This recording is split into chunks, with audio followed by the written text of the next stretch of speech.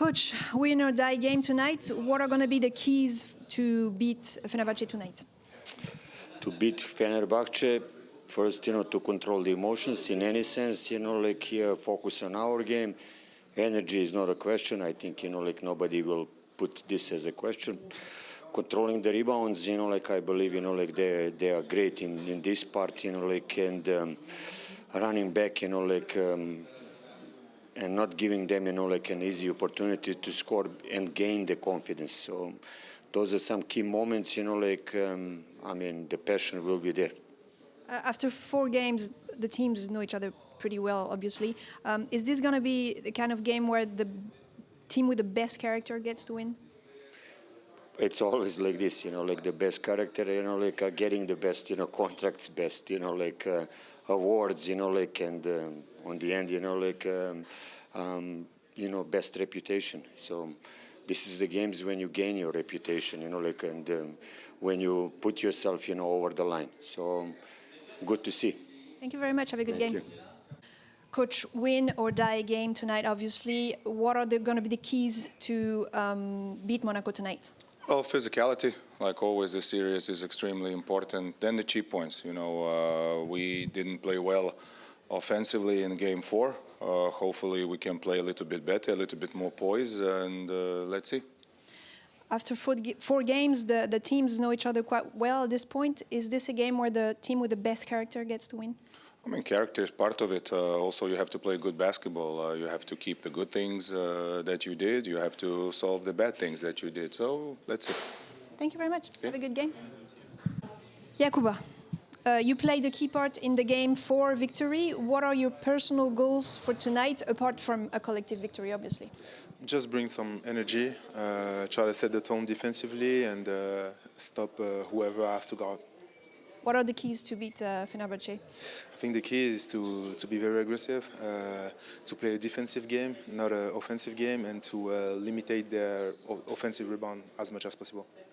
Statistically, the team at home always wins Game 5.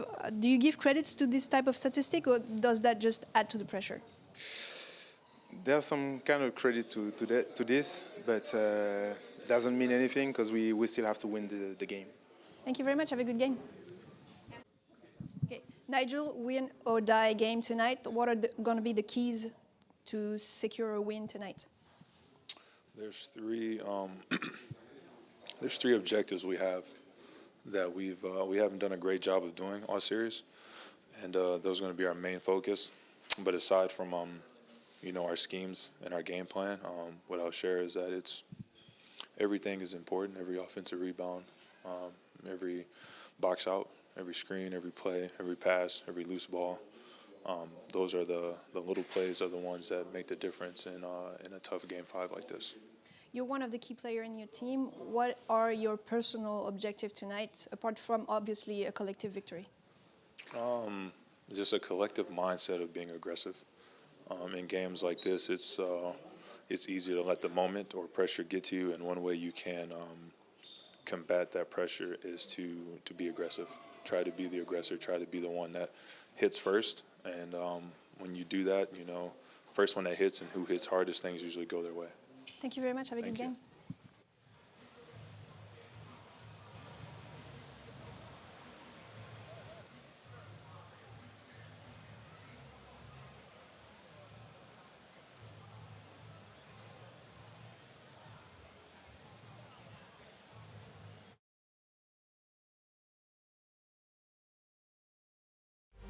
Turkish Airlines EuroLeague in association with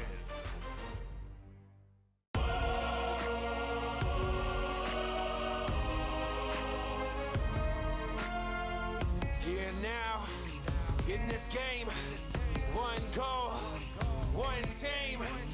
Fight for that possession, gotta act fast. Another shot, another pass. The city comes to life and they got something to say. Come on, let's go. I feel devotion. AS Monaco, Fenerbahçe Beko Istanbul, and this place is jumping. Oh my goodness, he makes the bucket. Fenerbahçe found their mojo. The game is on the line. Jordan Lloyd is the hero. Marko Guduric finishes with a left-handed jam. This crowd is hyped. Salah! We're going to game 5. You know, it's going to be a war, it's going to be a fight. We'll go to Monaco and we will fight like crazy.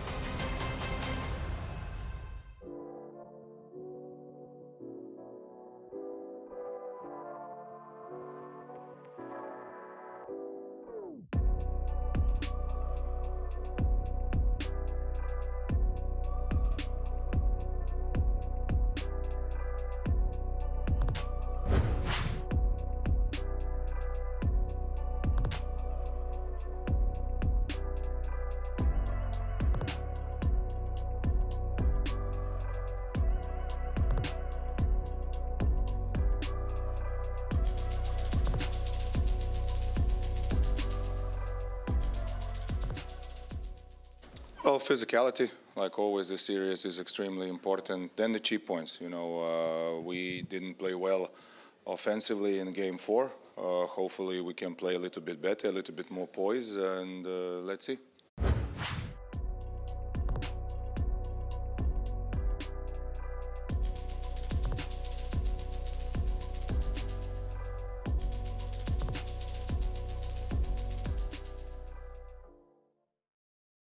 To beat Fenerbahce, first, to control the emotions in any sense, here focus on our game. Energy is not a question. I think, nobody will put this as a question. Controlling the rebounds, I believe, they are great in this part, and running back, and not giving them, an easy opportunity to score and gain the confidence.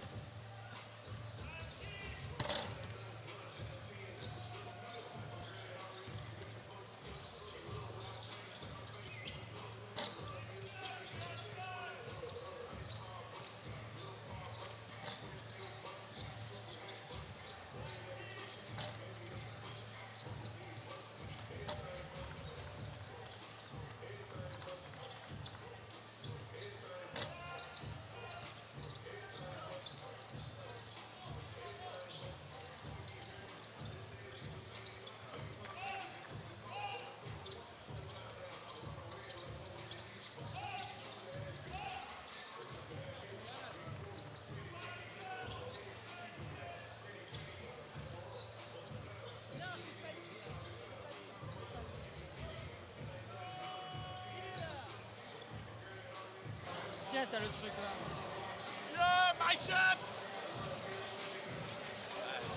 Le rouge, hein, toujours. Hein. Là-bas.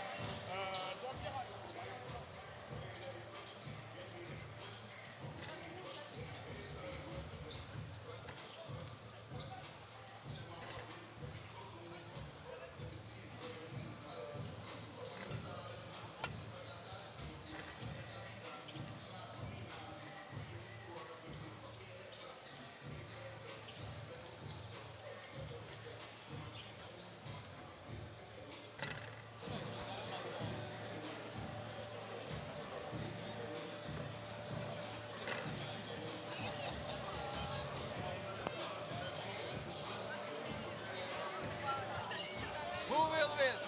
We will win.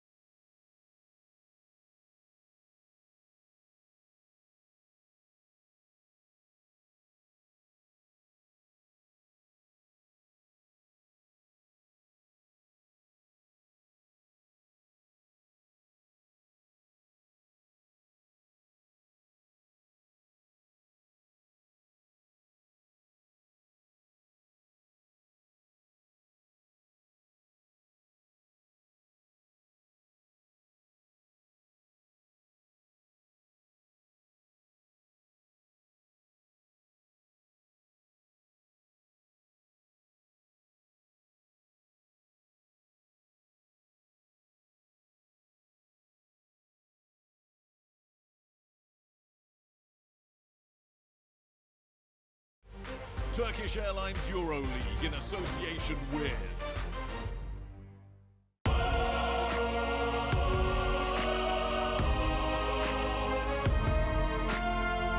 Here now, in this game, one goal, one team. Fight for that possession, gotta act fast. Another shot, another pass. The city comes to life and they got something to say. Come on, let's go. I feel devotion. AS Monaco, Fenerbahçe Beko Istanbul, and this place is jumping. Oh my goodness, he makes the bucket. Fenerbahçe found their mojo. The game is on the line. Jordan Lloyd is the hero. Marko Guduric finishes with a left-handed jam. This crowd is hyped. Salah! We're going to game 5. You know, it's going to be a war, it's going to be a fight. We'll go to Monaco and we will fight like crazy.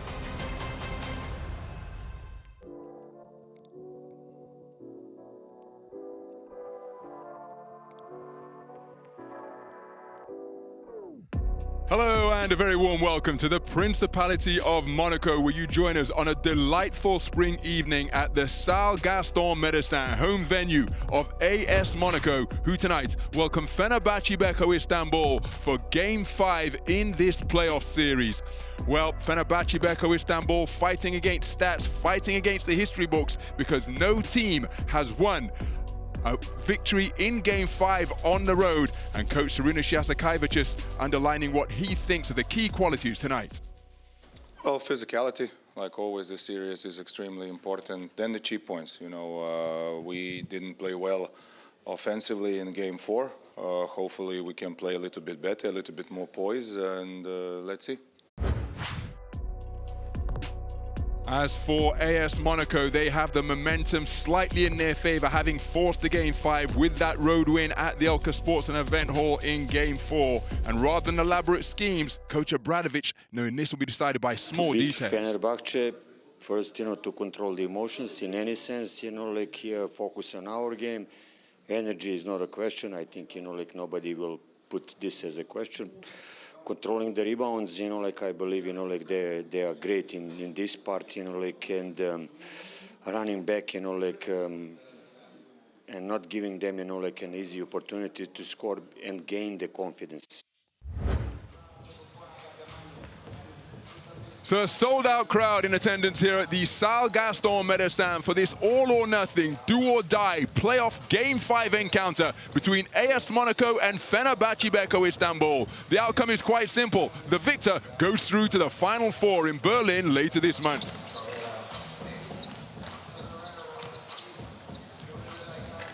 So a small pocket of Fenerbahçe fans have managed to secure some tickets here at the Salle Gaston Médecin, but they will be drowned out by the majority of AS Monaco fans. Ticket requests heavily oversubscribed in this venue that holds a capacity of 5,000. It could have been attended by twice as many spectators. Such was the glut of ticket inquiries by the locals. Well, Real Madrid, who set that regular season standings record, sweeping their compatriots Baskonia Vitoria Gasteiz, Panathinaikos, dramatic scenes at the Oaka yesterday, prevailing in Game 5 to extend the record of home teams in Game 5 of the playoffs to now 19-0. We are deadlocked here, 2 games apiece through the first 4 encounters, and it's an identical scoreline which sees Olympiacos travel to the Palau Blaugrana later tonight. 2 tickets remain to the Final Four in Berlin later this month. So it has been high drama all the way through the postseason, starting with the inaugural play-in scenarios. And here we are now with 2 tickets to the German capital remaining up for grabs. Fenerbahçe Beko Istanbul, the poorest road team in the playoffs, posting just 5 victories on the road during the regular season. As for AS Monaco, they are 3-2 all-time on home court against Fenerbahçe, but such statistics and trends could well be put out of the window tonight, and this one will be decided by who will be able to control their emotions and prevail in the small, intangible battles, loose balls, hustle plays, things of that nature. Well, during the playoffs, Scotty Wilbekin has been absolutely outstanding. Nigel Hayes-Davis has been held to just 10 points in each of the last 3 encounters, shooting at just 29% from downtown. He could well be looking to bounce back towards his regular season averages of 37% from 3 and 14.3 points per game. Led all scorers in the Game 1 road victory, which Fenerbahçe stole here to begin this best-of-5 series. But it's been a hard-fought encounter between the sides since then. No individual player has really lit it up, but the collective fight that all have shown. Remember, this man, Elia Kobo, was his team's leading scorer in playoff Game 4, hitting 13 points on 2 of 5 shooting from downtown. And you see his percentages, 55% from the field. He's been outstanding during the series in what has been a hard-fought physical affair between Fenerbahce. His team will be looking for more of that tonight. And Dante Hall, what a performance in playoff game 4. 8 rebounds, 2 blocks and 2 steals in just 20 minutes on the court. Incredibly efficient from the field as well. And really locking down the middle to good effect with those rejections on the inside. Well, it's the former teammates who are facing off in the marquee matchup once again. Identical point production for the two. Mike James at just 23.8% from downtown during the playoffs. Nick Calathes, incidentally, has been the top performer in the series across the two teams with a performance index rating of 15 per game. That puts him number 9 overall in the postseason standings. But Nick Calathes and co have done a good job subduing Mike James. As we take a look at the lineup, and that is not a mirage because the visitors have Jonathan Motley available for the first time in the postseason tonight. So a welcome boost for coach Sarunas Jastakevicius and the players who will take the floor. Jonathan Motley's inside presence available after he's recovered from a leg injury.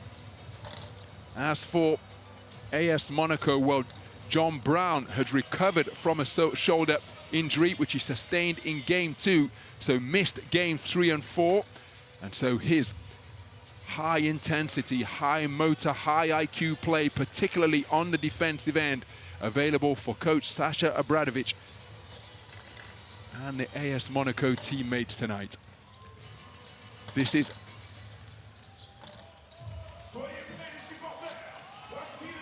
a game where the outcome, well, it is what these players have been competing for all campaign long. Both sides experienced in Game 5 scenarios. Remember, this is just AS Monaco's 3rd season in the Turkish Airlines EuroLeague. And they've made the playoffs in each of the previous seasons. Experienced in Game 5s over the last 2 seasons as well, prevailing last season when they beat Maccabi Playtika Tel Aviv, losing against Olympiacos the year before that. As Fenerbahce make their way out onto the floor, they're being encouraged by the small contingent of traveling fans clad in the yellow and blue of Fenerbahce Beko Istanbul, but for the most part, it is wolf whistles and cat calls cascading down from the stands here in the Salle Gaston Médecin. Fenerbahce Beko Istanbul out onto the floor, looking to steal a second road victory in this series. Nate Sestina was outstanding in playoff game 1, anchoring them to that overtime victory in a game where he scored a career-high 16 points on 4 of 5 shooting from downtown.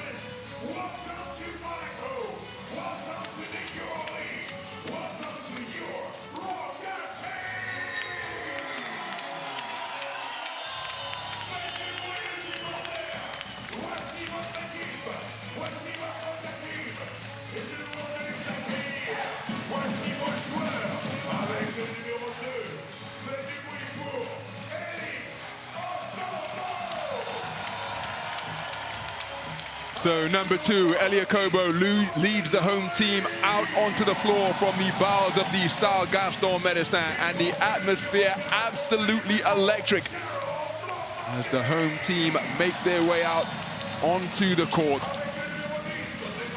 All of the players locked in, eagerly anticipating the opening tip, keen to get this one underway. And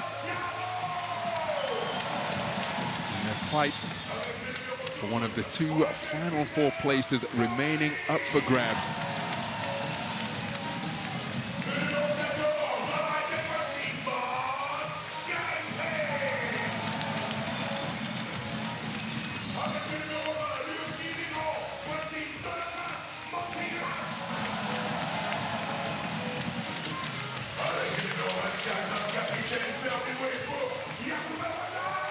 And amongst the strobe lights, just caught a glimpse of Donatas Motiejunas. He has been Monaco's performance index rating leader during this playoff series at 13.5 performance index rating per game, puts him 14th in the EuroLeague. And again, Mike James, who's been relatively subdued, the all-time leading scorer in the Turkish Airlines EuroLeague. But he built for this type of stage, as is Nigel Hayes-Davis on the opposite side, and Nick Kalathis as well. Each side replete with game winners aplenty, who will be able to boost their reputations further in that regard with a strong performance tonight. But of course, it's the collective that is most important. Energy, intensity, hustle, tenacity. These are the qualities being emphasized by coaches Sarunas Jasakevicius and Sasha Obradovic as we take a look at the comparison between the two teams. Fenerbahce Beko Istanbul, the league leaders in three-point shooting, both in terms of percentage, where they're practically at 40% from downtown, and in terms of three-pointers made per game, 11.4 per game. As for AS Monaco, they force teams into 13.3 turnovers per game. That's number one this season, while they commit fewer than 10 turnovers per night, just 9.9 turnovers per game. That's number one as well. Scotty Wilbekin and Nick Kalathis, the starting backcourt. It is start number 309 for Nick Kalathis tonight, the all-time leader in that regard. Jonathan Motley, a starter on his return. Nigel Hayes-Davis and Deshaun Pierre, the other two members of the starting front court. It's Jordan Lloyd, Yakuba Ouattara, and Mike James making it a three-guard backcourt for the home team. John Brown back into the lineup for the first time since Game 2 of the postseason, along with Donatas Motiejunas, the man in the middle, who has really stepped up his performance in the postseason.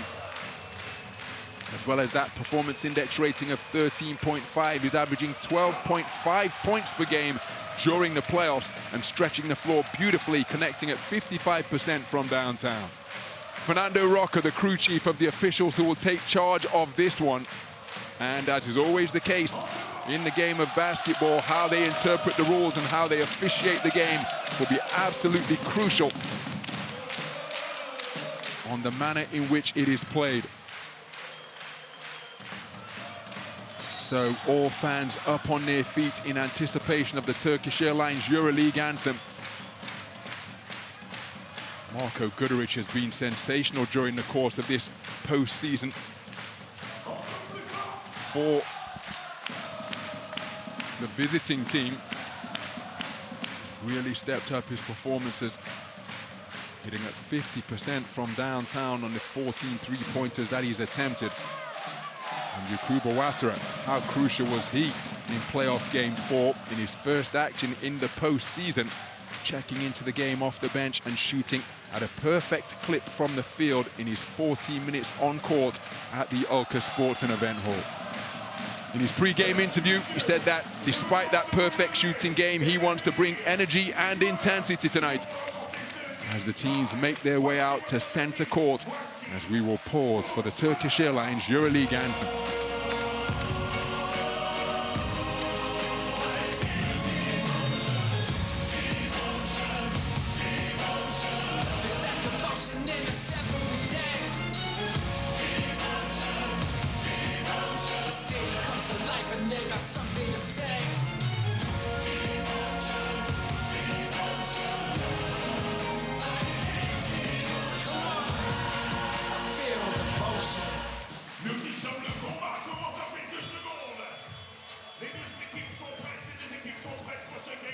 So for the final time in this series, the players exchanging pre-game high fives and fist bumps as we see the playoff record between these two head coaches deadlocked at 2 wins apiece, and that is why we are here in a do-or-die Game 5 at the Salle Gaston Médecin.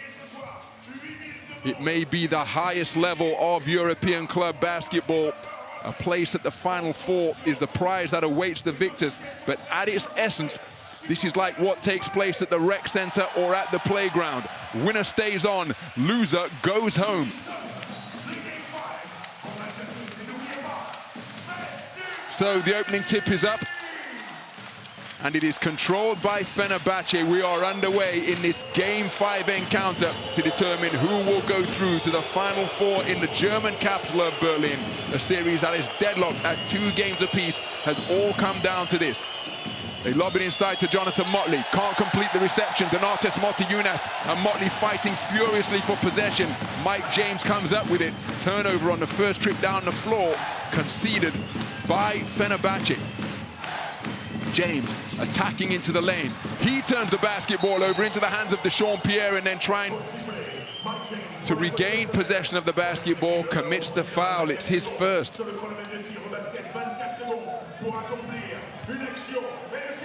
Mike James shooting at just 24% from downtown in the series so far, was actively looking to take it into the lane. 32% from 2-point territory in the 4 completed games of this series, as Wilbekin defended by James. Nigel Hayes-Davis rotates it to Calathes. Calathes calling for a screen from Motley. He rolls, catches on the pick, has it poked away. Last touch by Motley. 2 turnovers on 2 trips down the floor, committed by Jonathan Motley. And John Brown, another returnee, into the lane. And integral in forcing that giveaway.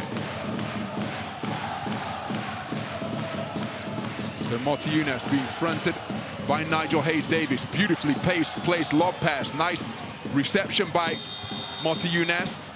He put it to the high post. John Brown firing his first field goal since game 2. Short with the field goal attempt, and we've got a blocking foul committed by John Brown as he was battling Jonathan Motley on the wing for possession.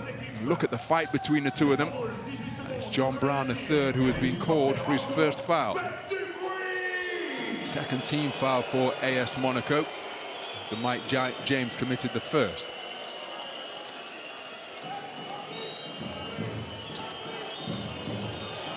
So Dechampierre flares out to the corner. No 5-second violation. They get it into Wilbekin, who makes a nice catch down in the corner. Wilbekin leaves his feet to pass. Dechampierre from downtown off the front iron. Jonathan Motley, offensive rebound and stick back. And there is the value of Jonathan Motley writ large. Outstanding on the offensive glass. And he gives us the first score of the game with 2 minutes 45 gone. Excuse me, 1 minute 45 gone. Mike James being defended physically, loses his footing, loses the basketball.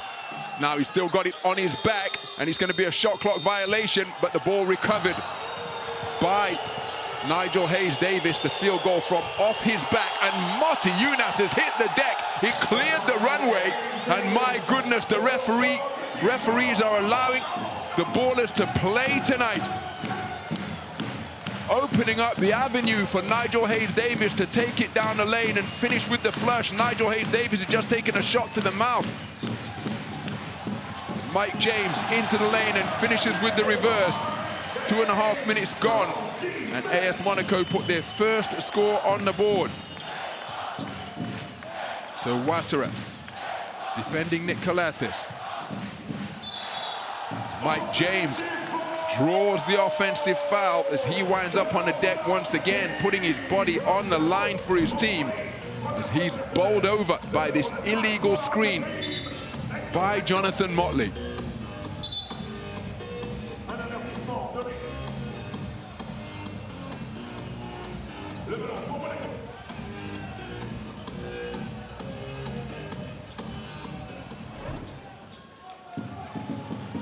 So it's a 1-possession affair. Jordan Lloyd offloads to John Brown. John Brown at mid-range, poked away with that deflection by Jonathan Motley. Rotates it to Ouattara. Ouattara looking to probe and penetrate, wheeling his way into the lane. He's lost the basketball. Last touch by Fener. It will remain home team possession. 5 seconds left on the shot clock on this end line play.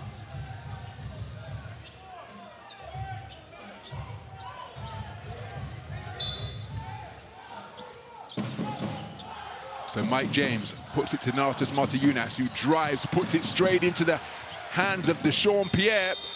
Desperation three-pointer launched by John Brown to beat the shot clock buzzer that was about to sound. Nowhere near drawing iron. Instead, it's off the top of the backboard.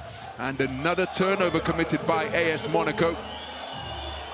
The team who is the team that lead the league in that regard, committing just 9.9 turnovers per game, have committed 2 of them already. There's Ouattara shadowing Nick Calathis. Wilbekin, James feeling for the screen. Nigel Hayes-Davis from downtown off the back iron. Nigel Hayes-Davis follows, gets there an offensive rebound. Can't let the stick back to fall, but it's that man once again. Jonathan Motley in his first playoff fixture of the series. 2 offensive rebounds, perfect shooting from the field, 4 points in the game. His team lead by 4 for the second time. As John Brown dribbles left from the dots, off the front rim. Yakubu Ouattara hustling after it. Last touched by Jonathan Motley, and it will be AS Monaco basketball. So Jonathan Motley, what an impact on his return to the floor in a Fenerbahce uniform, receiving high-spirited high fives from his teammates after giving them a really solid 4 minutes to open this do-or-die game 5. Ouattara from the top of the key, front iron on the shot. Ball is loose. Deshaun Pierre looking to bounce it off the lower body of John Brown. It makes its way to the hands of Calathis, who pushes over the 3 halfway line.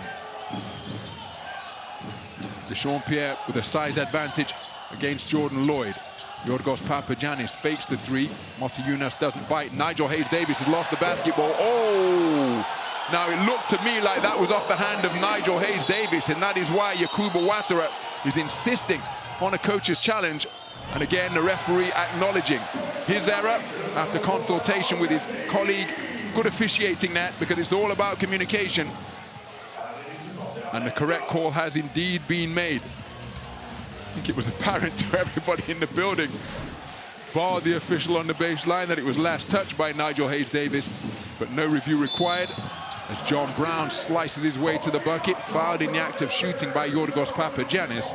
Will go to the free throw line for 2.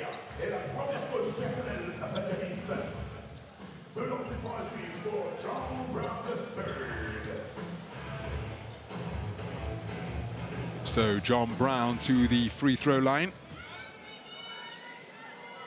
Perfect during the playoffs so far. 5 of 5 from the stripe in playoff games 1 and 2, but cannot find the range on this occasion. 72% shooter from the stripe for this season.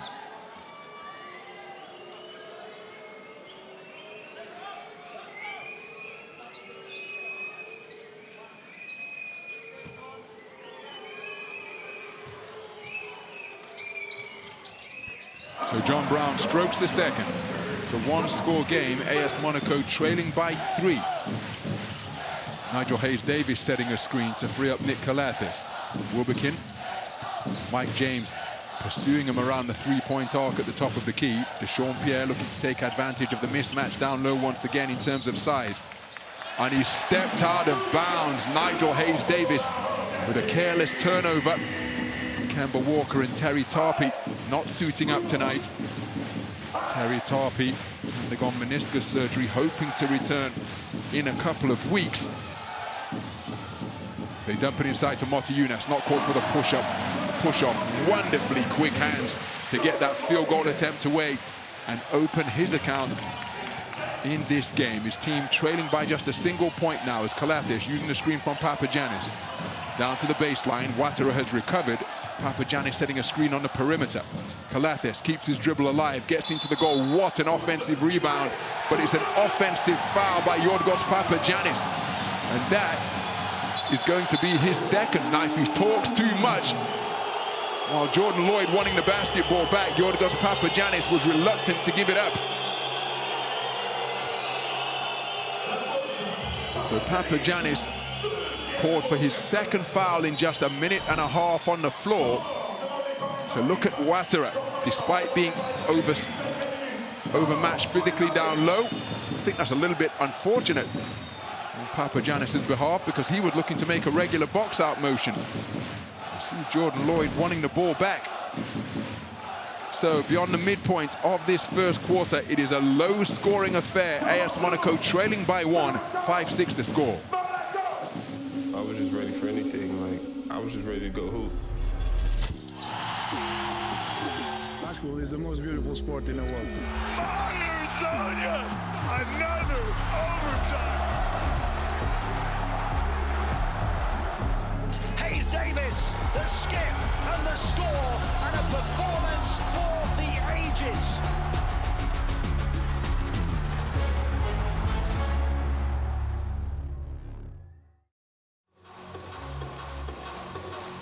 Well, click on that QR code to download the new mobile app about the Turkish Airlines EuroLeague. We already know 2 of the participants in the Final Four, Real Madrid and Panathinaikos Aktor Athens. Which of these 2 teams will join them by emerging victorious from the São Gaston Médecin tonight? History on the side of AS Monaco. Home teams now 19-0 in the playoff era.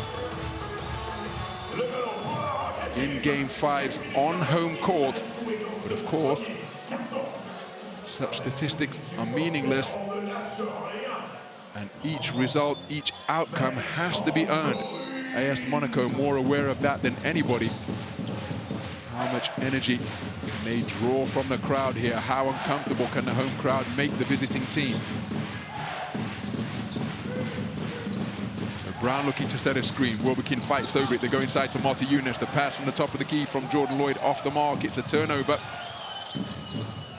Third one of the game for AS Monaco as they look to go inside to Nigel Hayes-Davis. Reaching from behind is Yakuba Ouattara. And that is foul number 3 committed by AS Monaco. Ouattara's first.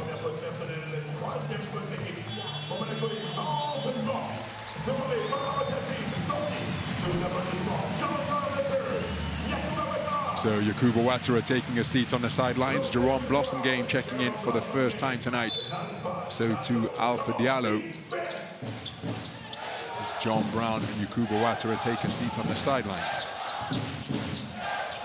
So Diallo defending Calathis. Marty Younes hedging out to help. Oh, wide open down low is Donatas Marty Younes. Miscommunication on the switching helping D of AS Monaco. Remaining on the floor with 2 fouls is Yorgos Papagiannis. Sees his team extend their lead to 3. Marty Younes wheeling in the lane. Beautiful footwork in and around the low post from Donatas Marty Younes. 4 points in the game to lead his team in scoring. Brings his team back to within 1.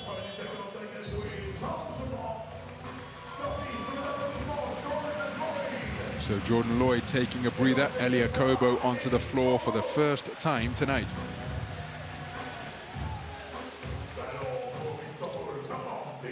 So Elia Kobo applying full court pressure to the ball handler.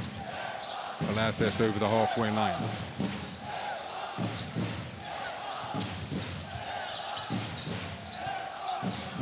So Wilbekin, feet set beneath him, rattles around the iron, rebound, Donatas Marty Younes. Scotty Wilbekin, number 2 in the Turkish Airlines EuroLeague, sinking three-pointers per game as Mike James leaves his feet to pass. Marty Younes looked at the 3, shooting at a terrific clip from downtown, remember, corner 3-pointer from Mike James off the iron, rebound, Fenerbahçe Beko Istanbul. So Papagiannis posting up Alpha Diallo, looks to dump it down low. Mike James with deflection into the hands of Alpha Diallo. Terrific anticipation, Mike James, to bag that steal, his first of the game. Diallo one-on-one with Papagiannis. Papagiannis beaten on the baseline drive. He floats it all the way back out to Mike James on the perimeter. Does Alpha Diallo. Now it's Elia Kobo looking to blow by Scotty Wilbekin. Scott stops at the free throw line and the mid-range J is good. And that jump shot from Elia Kobo gives AS Monaco their first lead of the game. They're up by 1. It's a run of 4 points without reply that has given them that slight advantage. Calathes driving, contorting his body, kisses it off the glass. Fouled in the act of shooting, will go to the free throw line for 2.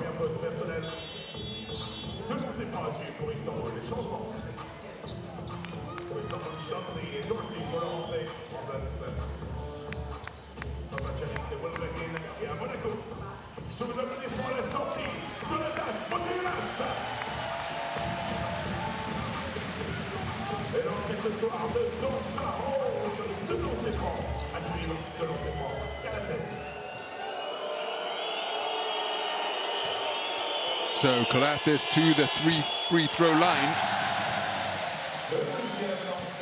49% from the stripe for the season.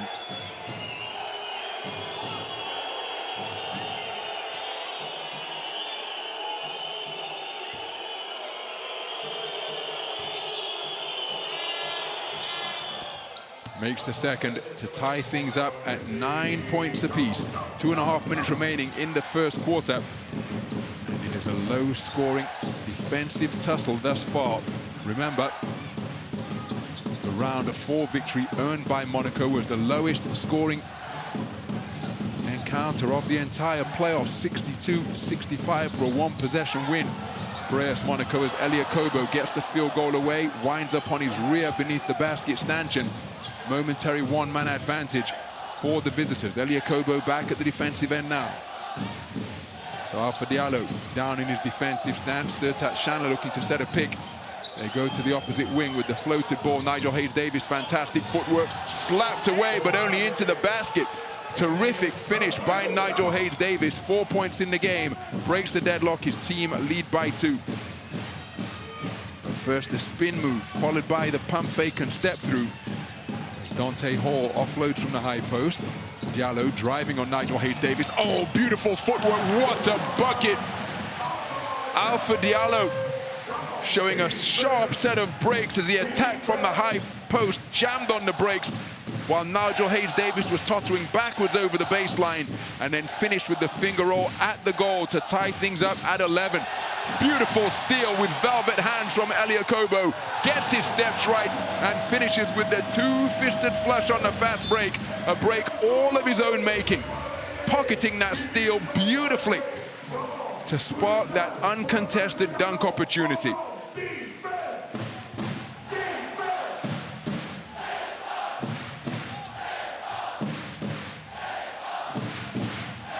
So largest lead of the game for AS Monaco. Threading the needle is Nigel Hayes-Davis. Alpha Diallo hanging in the air, making contact with the backboard. After the pump fake, Calathes kicked it back out to the perimeter. Nigel Hayes-Davis, one-on-one with Dante Hall, pulls up from 3. Shot is off the iron. Elia Kobo climbing high for the board. So Elia Kobo in the open court. Shakes off Tyler Dorsey. They hang it up for Dante Hall, who carries Nigel Hayes-Davis to the rack while completing the baseline alley-oop. A spectacular play completed by Dante Hall, the all-time leader in two-point percentage at 75% from two-point range, and that gives you an idea as to why. High percentage field goals are his order of business, but Nick Calathes looking to silence the crowd with another creative take to the rack. Finished at the window to make it a two-point game. Alpha Diallo for 3, good look at the basket, could only find the back iron. Well, a low-scoring first quarter comes to an end with AS Monaco leading by 2. AS Monaco 15, Fenerbahçe Beko Istanbul 13.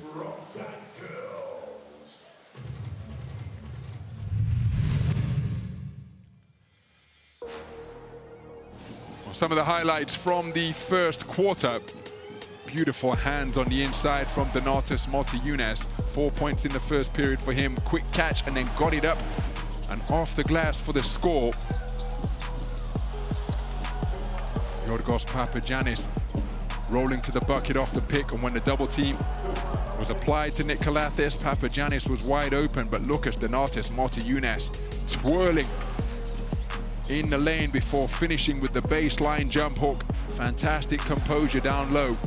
Seen both of the buckets from Donatas Motiejunas. Elia Kobo has been a terrific catalyst off the bench, bagging that steal, racing away for his second field goal, 4 points and an assist, as well as that steal. final score of the period for AS Monaco. An underhanded alley-oop feed to the baseline cutting Dante Hall finished with authority. The rotating Nigel Hayes-Davis not able to break up that above-the-rim connection. Each team has led by 4 points. Fenerbahce on a couple of occasions when they put 4 points on the board without reply. And then at 2-6, AS Monaco briefly, after a run of 6 points without reply, led 15 points to 11. As we take a look inside the numbers, 8 first quarter turnovers committed by Fenerbahce. That is remarkable. And remember, AS Monaco, the #1 team in the league in that regard, forcing opponents into 13.3 turnovers per game. But to turn the ball over 8 times and still only be trailing by 2, well, that's impressive indeed from Fenerbahce's point of view to still be in contention when making 8 trips down the floor without a shot at the basket. So Elia Kobo, in just 4 minutes on the floor, is named as the outstanding performer of quarter #1. 4 points, an assist and a steal, as well as a rebound for Elia Kobo.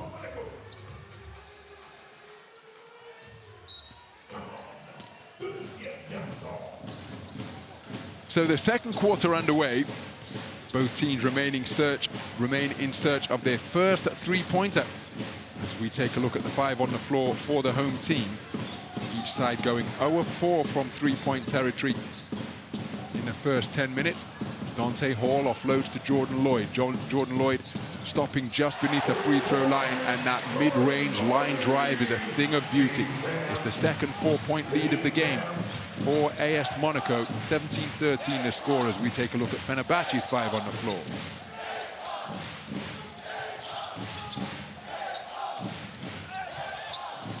So Tyler Dorsey going glass, hanging in the air. Terrific rebound, Dante Hall. Remember, Dante Hall did an outstanding job on the boards in playoff game 4. 8 rebounds as well as 2 steals and 2 blocks as Alpha Diallo threading the needle on the baseline. Elia Kobo, wide open 3, but the drought continues. Fenerbahce Beko Istanbul forcing Elia Kobo into that miss, but the drought brought to an end from Jerome Blossom game. Just 25% from downtown, both for the regular season and in the playoffs. He was 3 of 12 coming into this game in the postseason, but calmly connecting on that trifecta sees AS Monaco open their largest lead of the game.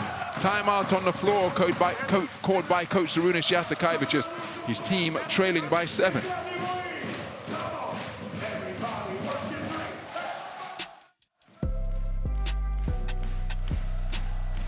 Well, Jonathan Motley had been sidelined with a leg injury for the entirety of the postseason, but having got a start on his return to action tonight, just look at the impact the man has had. His energy, his intensity, his tenacity when pursuing shots coming off the rim, instilling that culture into his team, fighting for everything that comes off the iron.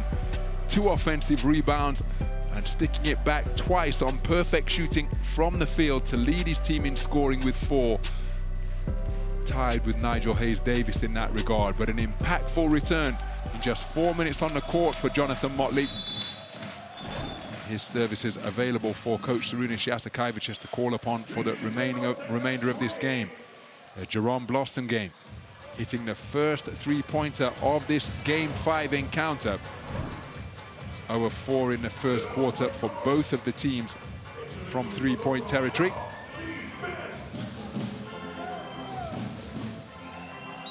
And a 5-0 run to begin quarter number 2 sees AS Monaco open the largest lead of the game. 11-2 spanning quarters 1 and 2 for the home team. So Tarik Baburovic rotates it to Guduric. Guduric spinning, that's a travel surely. Oh, now what's the call? No, it's a foul which Jordan Lloyd is acknowledging. Just looked to me as though the ball was bobbling in the hands of Marko Guduric, but perhaps it was bobbling because he was fouled while making his move. Let's take another look. There was the reach, which caused the bobble, and it's Jordan Lloyd who has been called for the foul. That's his first. So Nate Sestina, who was a crucial component of the Game 1 road victory for Fenerbahce here in overtime when he went off for a career-high 16 points on 4 of 5 shooting from downtown. Sertat Chandler forced out towards the corner, threads the needle to the league's leading three-point marksman, who instantly off the bench connects from downtown. Tarik Baburovic at 53% from three-point territory this season, calmly connects from three-point territory, and we've got an offensive foul called against Elia Kobo.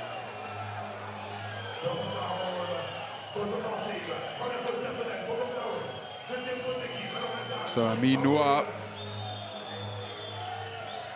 concentrated over on the sidelines. Not available for coach Šarūnas Jasikevičius tonight. Sestina looking for another three-pointer, and Nate Sestina lands from downtown. Back-to-back three-point bombs from the most prolific three-point shooting team in the Turkish Airlines EuroLeague. Wipes out a deficit that was at 7, reducing the arrears to just 1 in the blink of an eye. Timeout on the floor. Fenerbahçe Beko Istanbul right back into this one. Great job. Great job. Double is working like we suspected. Let's move. We playing stack. Stack for Nate. What? What? So look me in the eyes. Hey, Marco, directly in front of Nate. Scotty, Tarik. High UCLA. Mott, maybe. Marco. It was already open one time. Very good look, by the way. And then Mott, we go. Scott.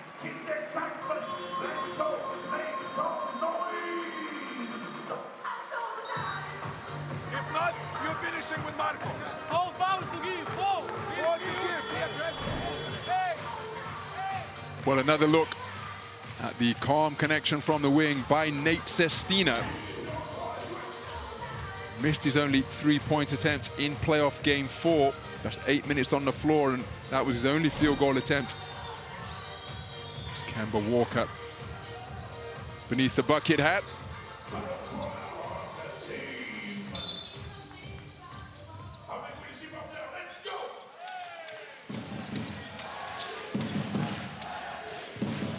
So it's been a quarter of run so far. As trapping from the blind side of Fenerbahce, Jerome Blossomgame down into the low post, and the jump hook gets the shooter's roll. 5 points in the period for Jerome Blossomgame, ending the 6-point barrage, courtesy of back-to-back three-pointers put on the board by Fenerbahce. Monaco starting the quarter with a 5-0 run, followed by a 6-0 run as Nate Sestina off the back iron from deep. Jerome Blossomgame with the board. Jordan Lloyd pushed, he's looking for the foul. Alpha Diallo hustling after it. Saves it to Jerome Blossomgame before it's rotated to Elia Kobo, who pulls it out to the half-court logo. Dante Hall down the lane and finishing with delicacy. We know all about his dunking prowess, but how about that changing hands mid-flight to avoid the outstretched arm of Jonathan Motley, and showing delightful touch off the window. Dante Hall with a terrific take down the lane.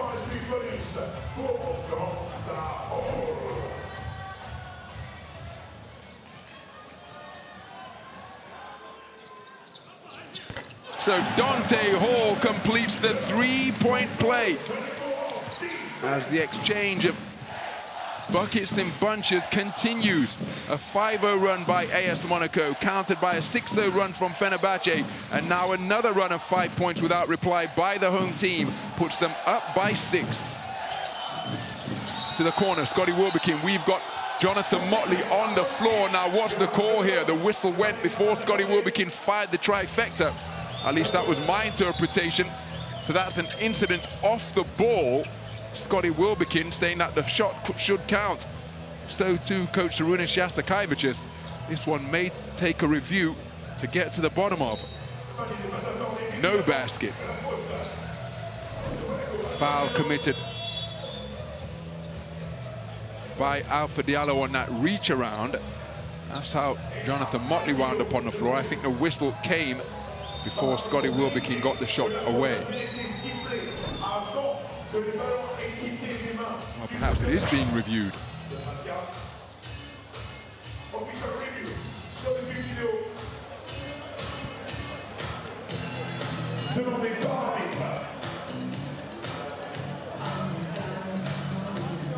Foul. I don't know what is here. It's different from us.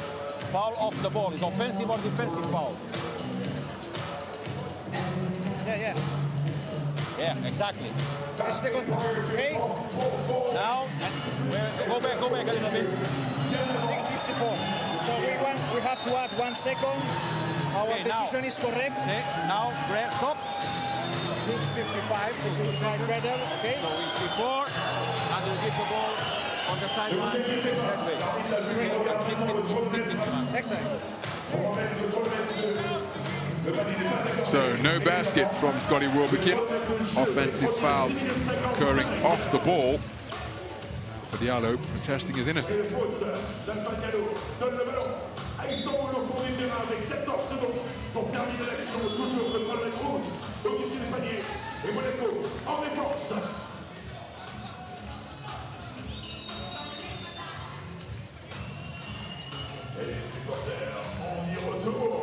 Let's go, defense! So Marko Guduric looking to inbound from the end line. Wilbekin fakes the three. Now dancing at the top of the key. Drives on Dante Hall. Dante Hall doing a good job to stay in front of him by moving his feet.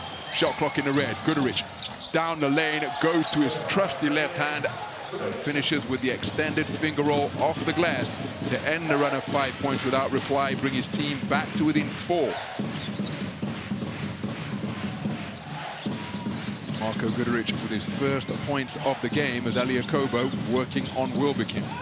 Pulls up, mid-range bucket and the foul. Wilbekin's shoulders slump as he fouls the shooter in the act.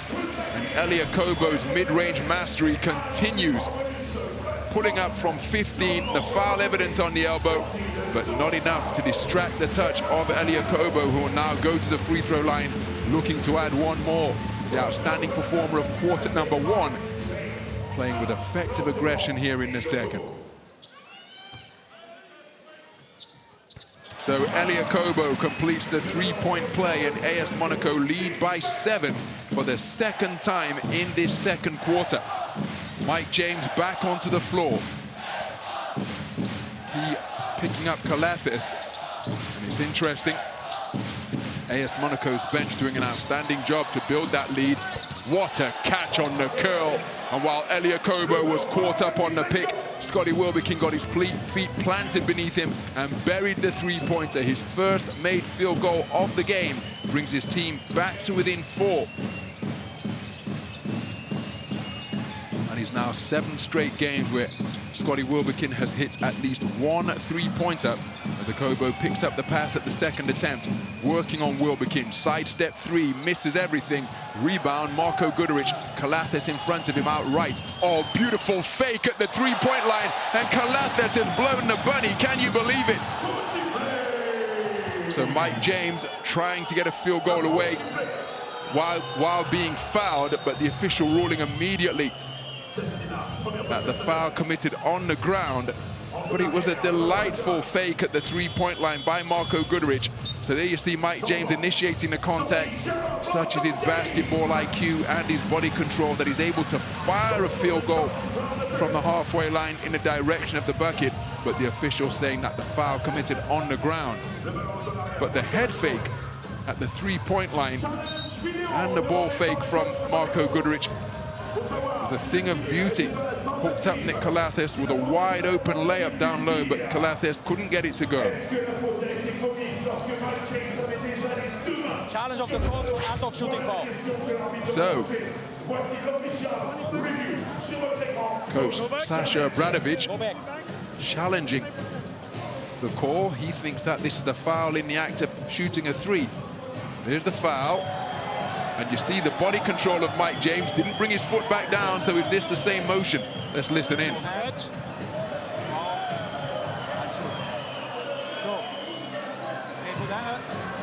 Stop. Catch. Continue. Go. Ball into hands. It's continuous motion. Upwards. Upwards. So okay, three shots. So give me the clock and I will tell you to stop. Go back. It's clear. One more. Gather now, the ball. Stop. It's okay. He's gathered the ball. Okay. He's gathered the ball. And after goal, he doesn't shoot himself. He's at the shooting for 145. Okay, 3 shots. Okay, I will say.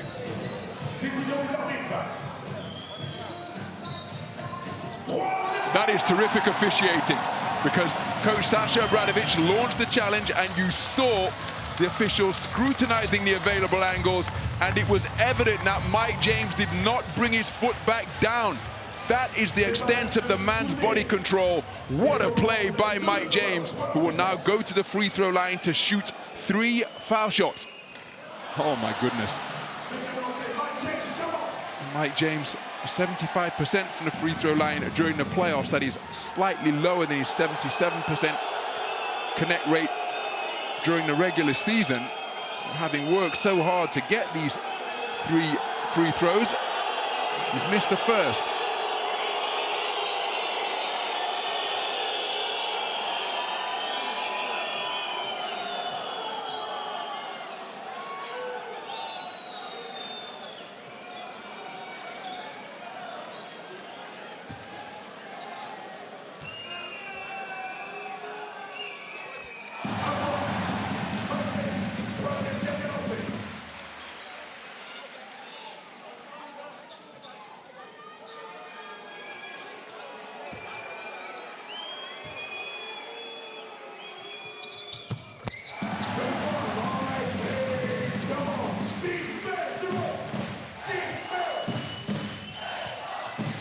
So Mike James goes 2 of 3 from the free throw line. His team leading by 6. They've led by as many as 7 on a couple of occasions.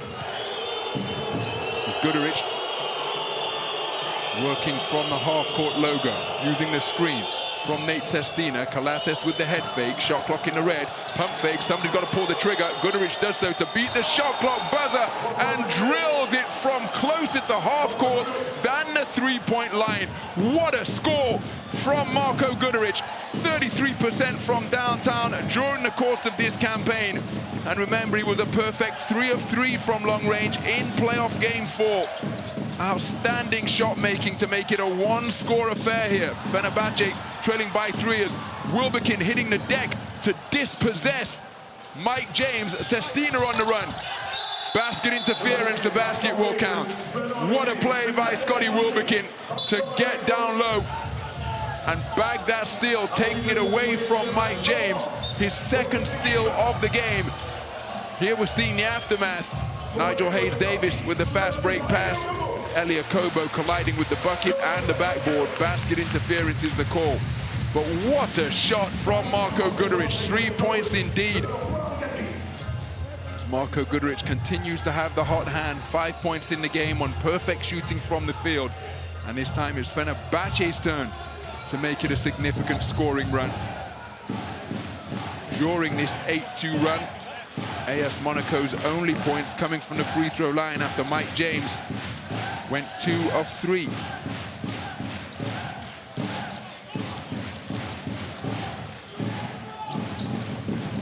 So Diallo playing point forward, Gaburovic defending. Lloyd. Defended by Guduric. Low post is wide open.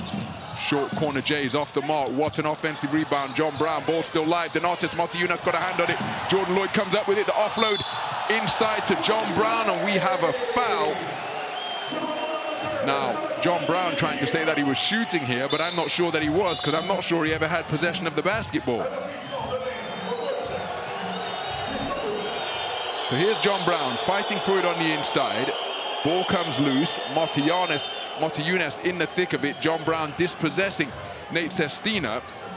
Now, To the naked eye, to me, that looks like a foul on the ground, and that is what the officials have ruled as well.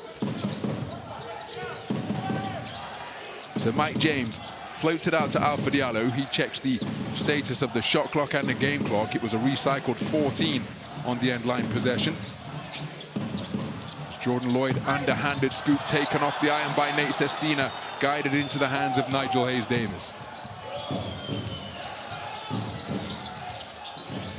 So Buborovic rotates it, 2-3 zone set up by AS Monaco. Nigel Hayes-Davis looking to back down Mike James, spins into an open baseline. Sestina fakes the three, offloads to Tarek Buborovic, has his dribble disrupted by Alpha Diallo, who reached in on a pincer movement. John Brown has hit the deck, gets back to his feet, looking to set a screen. Now Calathes resumes his duel with Mike James. James acrobatically into the lane, gets the shooter's roll, looking for a foul. The official's not interested. 4 points in a row for Mike James, 2 from the free throw line, followed by that field goal. His team remaining in front by 3. My goodness, this one is being played with the type of physicality you would expect in Game 5 of a playoff series.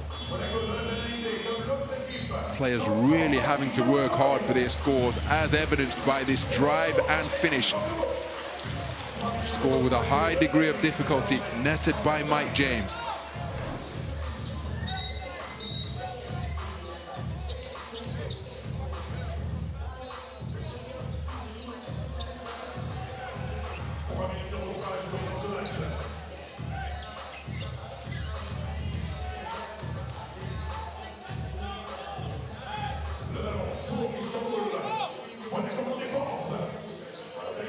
So that score from Mike James, ending a barren period where AS Monaco went over 3 minutes without a field goal. Straight into the hands of Alpha Diallo, who's presented a gift. It's a 2-on-1 opportunity. Marty Younes finishing on the break. Alpha Diallo unselfishly offloading. And Alpha Diallo hooking up Donatas Motiejunas, rewarding him for running the floor.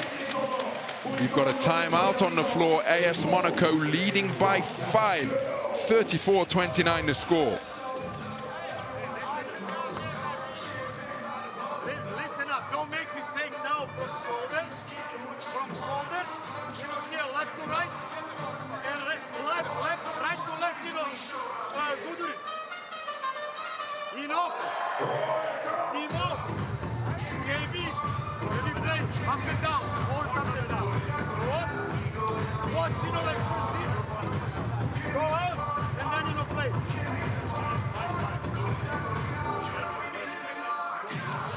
Hey, one more time, guys. On the top, more on the top.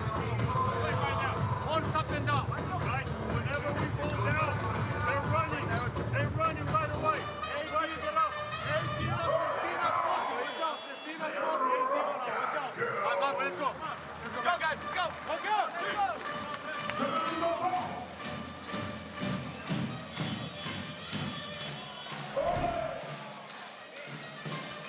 Well, Scotty Wilbekin gifting possession to Alpha Diallo.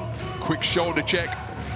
Sense that Nate Sestina was right inside his jersey, so offloading to the wide open Donatas Motiejunas, who finished the fast break with that finger roll. 5-point lead for AS Monaco. Donatas Motiejunas moving to 6 points in the game.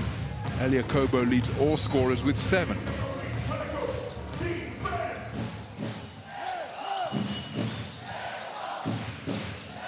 So, under 3 minutes remaining in the first half in what has been a hard-fought, physical, low-scoring playoff Game 5 encounter thus far. Calathes with the dribble still available to him. Dumps it inside to Nigel Hayes-Davis. Ball fake, back out to the top of the key. And Nate Sestina back at the Sal Gaston Medecin, shooting the lights out once again.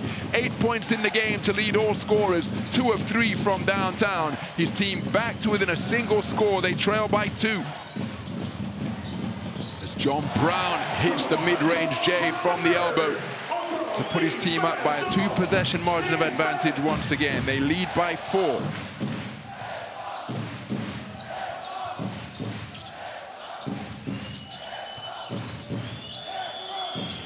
So Goodrich rotates it to Calathis. Nigel Hayes-Davis looking for a lob. It gets it. Pump faking, pivoting out to Sestina. Calathis stands still, three-pointer off the back iron. Deflected out to Nate Sestina. New 14 for the visitors. Calathis checking his options. Nigel Hayes-Davis and Alpha Diallo battling down low. Flat pass makes its way to Nate Sestina. Tough three-point attempt to the line drive off the back iron. Rebound, AS Monaco. On the defensive intensity. Oh, beautiful backdoor cut. John Brown retrieved the deflected pass. Oh, what an offload and what a finish. Alpha Diallo on his cut through the lane, hooked up by fantastic vision and feel from John Brown III. And it's a 6-point lead for the home team. Short on the three-point attempt. Knee-high rebound secured by Donatas Motiejunas. So we're inside the final minute of this second quarter. Motiejunas drops it off to Elia Kobo. Motiejunas fakes the three, drives on Nigel Hayes-Davis, buffeted en route to the basket, the foul committed on the ground. And that puts Fenerbahçe Beko Istanbul into the penalty. It will send Donatas Motiejunas to the free throw line. Fantastic vision from the wing by John Brown III. Alpha Diallo acknowledging that hookup immediately.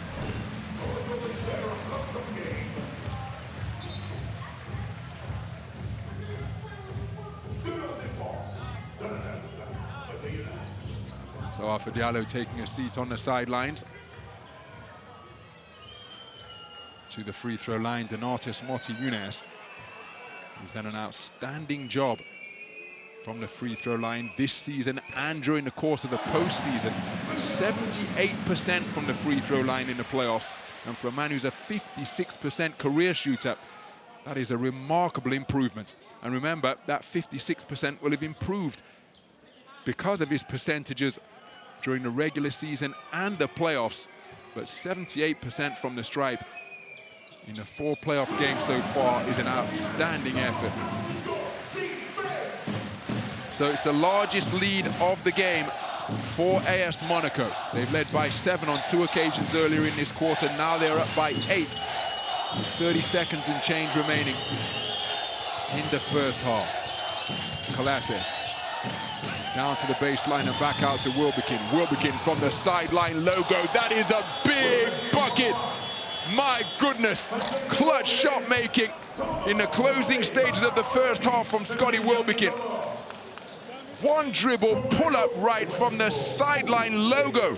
And despite the contest from Elia Kobo, Scotty Wilbekin's stroke was true.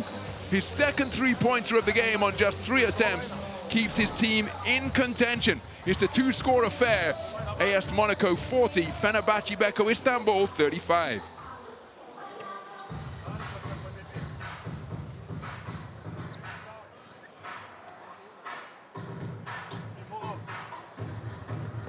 Tariq, go for Nate. Win, switch all. Aggressive switches below.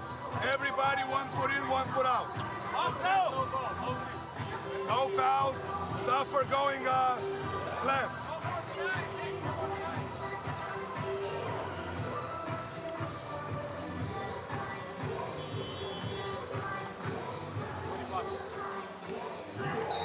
Top 11 or no? Top 11 or no? No, no. Just front, guys.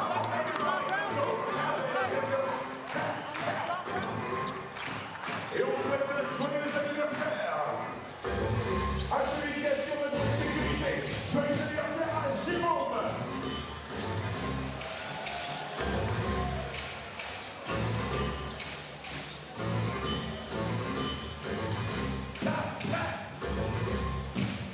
So 25.4 seconds remaining in the first half. Fenerbahçe will be keen to get the basketball back. AS Monaco will be looking to milk these remaining 25 seconds and change to ensure that they have the final possession of the second quarter. Wilbekin defending Akobo. Too high and too low, and a spread court as they hang it up. Jerome Blossom game can't complete the alley-oop. Marco Guduric picks up the pieces. Lots of time to get a shot away from the halfway line. Scotty Wilbekin off the back iron.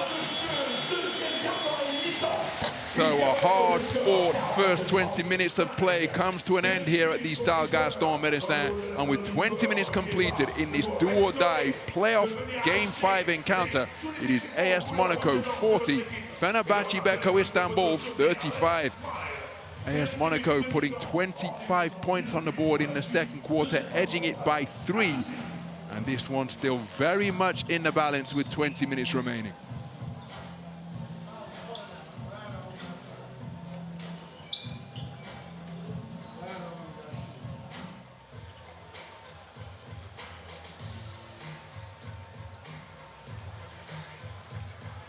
Well, let's hear from Nick Calathis, 3 points and 3 assists in the first half. Nick, what would you like to see change in that second half? We got to play a little better defense, maybe some offensive rebounds, but we're getting some shots that we want, and we just got to finish. Thank you.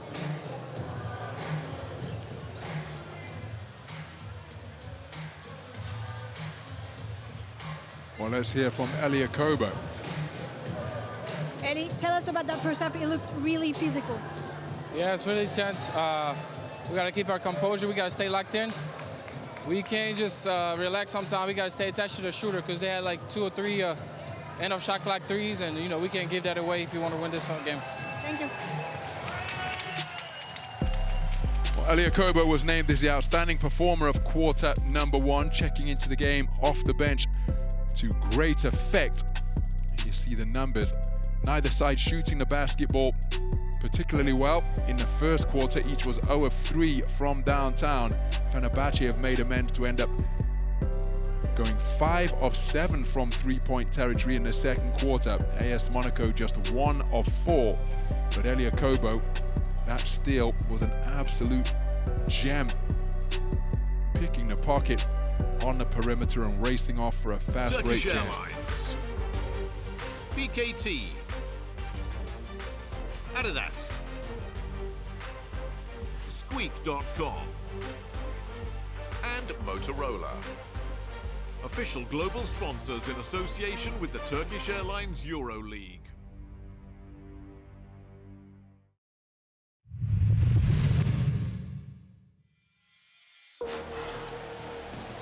Some of the highlights from the first half. It was Jerome Blossom game who landed the only three-pointer of the game thus far. AS Monaco 1 of 8 from downtown. Nate Sestina checked into the game and made it back-to-back three-point buckets after Tarik Baburovic drilled from downtown. The 7-point lead at 2013 was reduced to 2019 in a flash. Dante Hall been really effective. How about Elia Kobo hitting at the mid-range on the three-point play, and then Marco Guduric, deep three-pointer from closer to the half-court logo than the three-point line. Mike James, an acrobatic take and finish down the lane off the glass.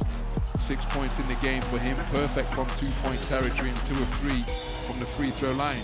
Scotty Wilbekin, 1 dribble pull-up from the sideline logo with Elia Kobo draped all over him. Still able to make 2 of his 4 three-point attempts. And 1 of those 4 was a half-court heave to beat the half-time buzzer. So in reality, 2 of 3 from downtown. Really efficient shot-making from Scotty Wilbekin, one of the best three-point shooters in the Turkish Airlines EuroLeague. Fenerbahçe Beko Istanbul to the free throw line just twice, doing a better job reducing the turnovers, 2 in the second quarter.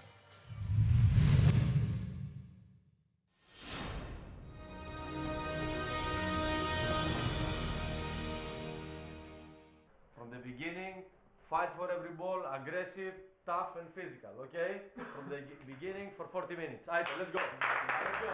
My philosophy is always according to the players that we have in the squad. When I was in Olympiacos, I had the majority of the players were Greek players from national team of Greece, quality players together with quality American players, but less American players than the Greeks. When I went to Maccabi, more American players than locals, so there you have to deal with a different approach. As coaches, we have to guide the game to our philosophy and our principles. There is one play that I put it very early when I start to coach. I use it for Spanoulis mainly, Wilbekin and Elijah Bryant. So initially we have the point guard having the ball, controlling the ball. 5 is at the top of the key, 2 is under the basket, 3 and 4 at the corners. We start with pick and roll, and then 5 after the ball screen goes for a pin down for a second guard who comes up. Immediately we have an option of this shot. We have an option of straight pass inside for the big guy to take advantage in the heart of the defense. And if nothing happens, now 2 has the ball and 5 comes to set a second screen, ball screen for the guard, and 2 good players at the corner. This is a play that's very simple, but very characteristic of my offensive tactics. There are a couple of plays that during all these years we succeeded to win games. Against Khimki, at the end of the game, we were down 3 points. I took time out, we had the ball from sideline, so we put a good passer here. 4 was here, 5, 3, and 2. So initially we set a pin down screen for 2, and then 3 immediately came and set a back screen for 4. So that was a long pass to find the weak side big man on the post. And then on the pass, 5 sets a screen for this guy to come out and receive the inside-out pass for a 3-point shot. Tyler Dorsey fakes Devin Booker, pulls the trigger, and connects from downtown! We tied the game, we went in overtime, and then we won the game. I want to learn and improve myself every day, no matter my age and no matter how long I'm coaching. I want to get better and to improve myself. Okay, first, work hard. Find ways to improve the players, individual practices, team practices, tactics, techniques. You need to work hard. Secondly, improve yourself, okay? You need to be always creative as a coach, and you need to find the ways how you will be better as a coach. And the last thing, be patient. If you work hard and you're improving yourself, you do a good job, sooner or later you will find your opportunity to go to the next level and to make the next step. Just be patient and everything will come if you have the other 2.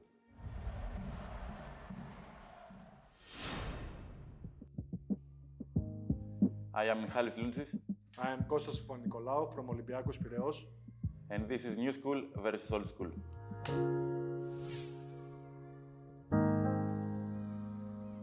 Let me see. Oh my God, Old School. Do you even know what hockey is? No. No idea. Okay, I will also go Old School. But I like one and also some Parmesan cheese on top. So we'll go tomorrow for poké, so you can try it out. No. Yes. I don't trust me.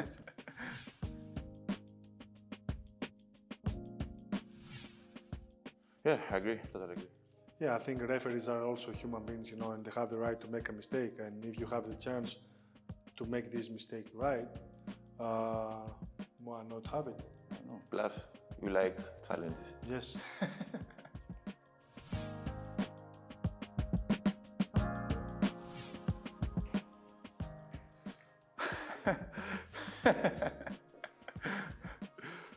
Neither.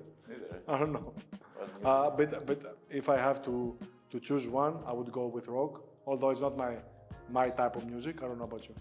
No, I would go with trap music. Okay, I'm younger. Yeah, you're young. You're young. I'm younger, Yes. Rock is not that. It's not my thing at all.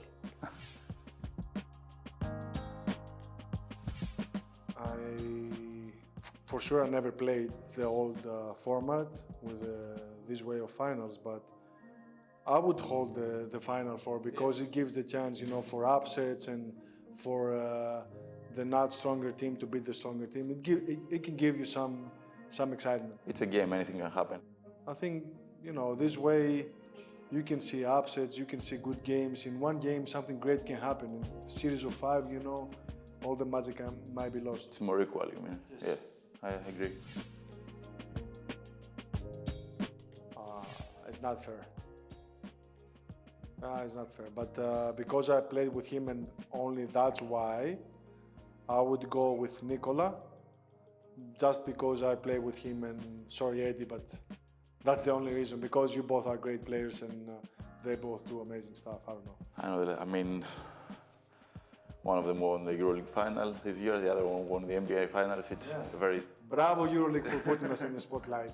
Now if we don't choose EuroLeague, we will be why you didn't choose EuroLeague. I go mid like you before, like this.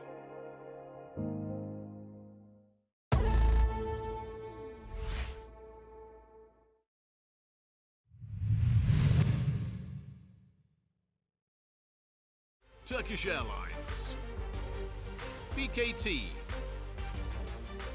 Adidas,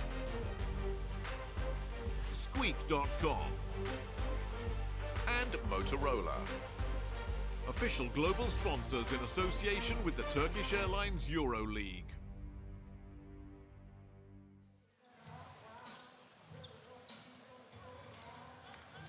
That's how things stand here at the Stade Gaston Médecin after 20 minutes of bruising first half play. AS Monaco have led by as many as 8 at 40-32. But a final 3-point field goal from Scotty Wilbekin with 25 seconds remaining makes it a 5-point half-time game. Nick Calathes, 3 points in the game. That his only field goal, 1 of 2 from the free throw line, 0 of 2 from downtown. But again, hooking up teammates to the tune of 3 assists. There's some tough shot making from Scotty Wilbekin. Scotty Wilbekin 2 of 4 from 3-point territory. Nick Calathes logging some heavy minutes in the first half. Again, so crucial for his club's fortunes on both sides of the basketball. As for Elia Kobo, he checked into the game off the bench in the first quarter and emerged with outstanding performer of quarter number 1 honors. He's got his mid-range game working beautifully. 3 of 4 from 2-point territory, bagged a steal. And he dispossessed Tyler Dorsey, raced away for an uncontested jam. One of his mid-range jump shots in the face of Scotty Wilbekin, laying the platform for a 3-point play. 7 points in the game for Elia Kobo on efficient shooting from 2-point territory.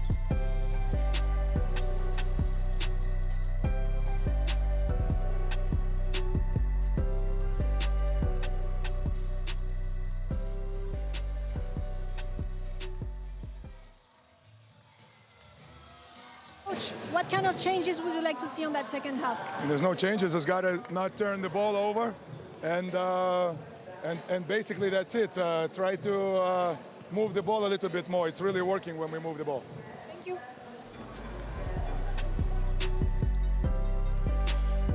Well, some outstanding percentages from both 2- and 3-point territory for Fenerbahçe Beko Istanbul. After opening the first quarter 0 of 4 from downtown, again, they remain true to their identity, as they did in game 1 here at the Stade Gaston Médecin, and ending up going 5 of 11 from downtown. 6 of 11 from downtown in the second quarter alone. 62% from 2 is outstanding also. Here's Coach Obradovic. Coach, what are you asking of your players for that second half? First, okay, there are some loose balls, which they score. Of course, to pay attention on Wilbekin, shooting, now he can, he can be the one who can, change the game. And, let's say, be smart in offense, here. We need, to have some patience, even more, if you want to control the game. Thank you.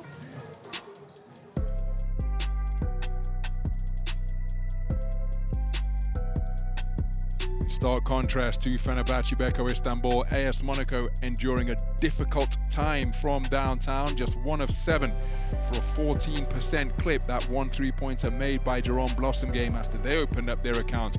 0 of 4 from 3 in the first quarter. But look at where they're getting their 2-point field goal attempts from. Almost everything beneath the free throw line and in the lane. 1 shot outside the lane from the short corner. And that was a delightful hook off a series of pivoting spin moves from Donatas Motiejunas. Some of the emotions from the first half. And a fixture that has been filled with them. As you'd expect, so much on the line.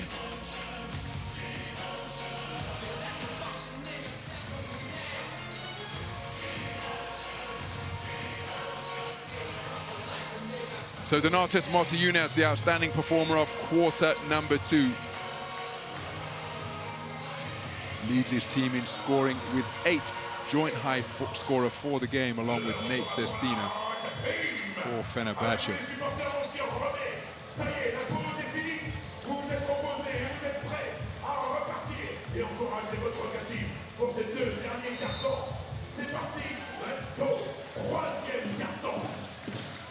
So the second half of this Game 5 fixture between AS Monaco and Fenerbahçe Beko Istanbul underway. It's AS Monaco with the opening possession. They lead by 5. They briefly led by 8 at 40-32. Fenerbahçe in a match-up zone. Nick Calathis at the top of it. Mike James drives on him. Foul committed on the ground.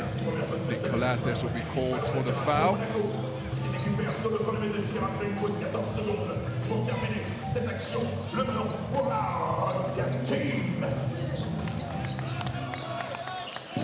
there is Terry Tarpey. Has featured since round 10-29 after undergoing surgery on that meniscus injury, but is expected to return in a couple of weeks. Mike James, short corner J off the back iron. John Brown fighting for it and hustles after the loose ball. Credited as a rebound as Mike James working the dribble, putting Motley on his back, kick to the corner, Donatas Motiejunas from deep and connects on the three-pointer. Donatas Motiejunas, who is hitting at 55% from downtown for the playoffs, becomes the game's first double-digit scorer to give his team their second 8-point lead of the game.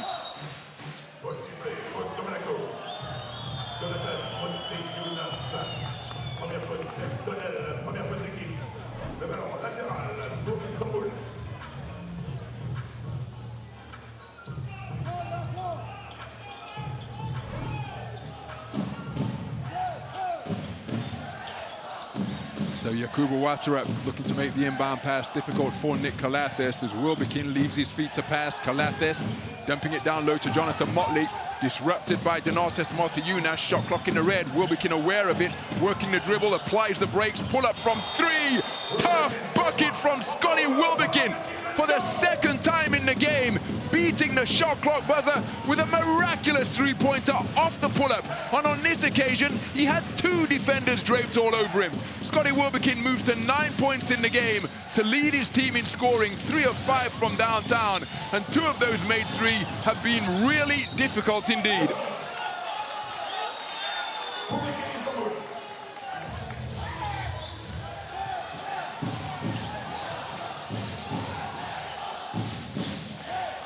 So it's a 2-score game. AS Monaco up by 5, gambling over the top, but late on the attempted steal was Jordan Lloyd.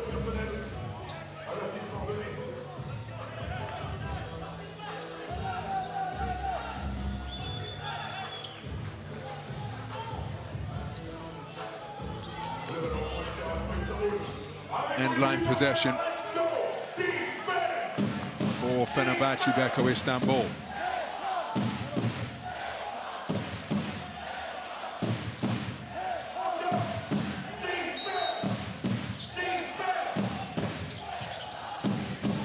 So Calathis squares up on Ouattara.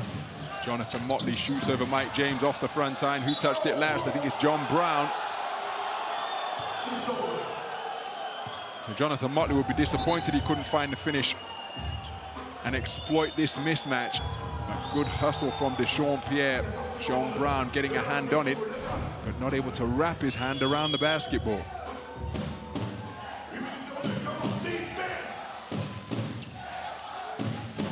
Sean Pierre one-on-one down low with Jordan Lloyd. Backs him to the defensive semicircle. Offloads to Jonathan Motley, who takes it into the chest of Donatas Motiejunas and finishes to move to 6 points in the game. And this, his return to action for the first time in the postseason. Brings his team back to within a single score.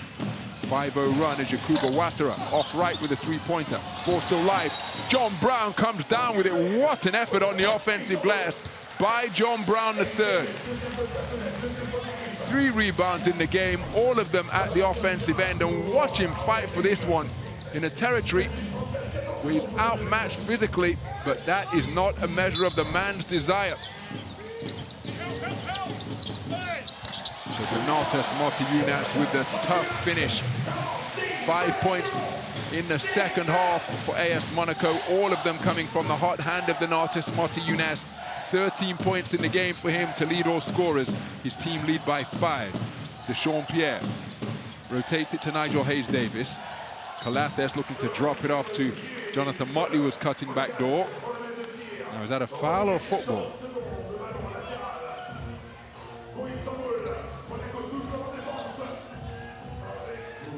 Sideline possession on a recycled 14 for the visitors.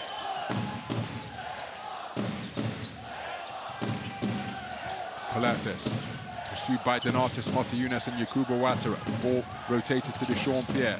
Edge of the lane, floater is good. Dechampierre with his first score of the game. Makes it a one-score affair once more. 3 points to deficit faced by Fenerbahce. Tough catch, John Brown, down to the dots, back out to the corner. And Donatas Motiejunas off on this occasion from the opposite corner from where he made the first score of the second half. Good look at the basket for AS Monaco. Wilbekin keeping his dribble alive, pursued by Ouattara. They dump it down low to Dechampierre, defended by Mike James. Dechampierre surrounded by a treble team, offloads to Jonathan Motley, spins baseline, bullies his way to the basket, gets his own offensive rebound, looks to kick it back to the perimeter. Calathes saves it to Wilbekin. He's got the ball in his hands. Big screen set by Motley. Wilbekin offloads, sideline logo, three-pointer is nothing but net. And we are all square. 45 points apiece on what a calmly executed half-court offense by Fenerbahce in the face of some ferocious defense by AS Monaco. They're leading the third quarter by 5, doubling up AS Monaco. 5-10 in favor of the visitors as Jordan Lloyd off the glass by some distance, didn't even draw iron. Jonathan Motley with another rebound. First one at the defensive end. Here's confirmation of what is a 2-10 run in favor of the visitors. What a battle down low between John Brown and Jonathan Motley, and the deflections favoring the more active Fenerbahce through this period of the third quarter. As the battle on the block continues between John Brown III and Donatas Motiejunas. Calathes looking for back-to-back threes. This one off the back iron, and that is a towering rebound hauled in by Donatas Motiejunas.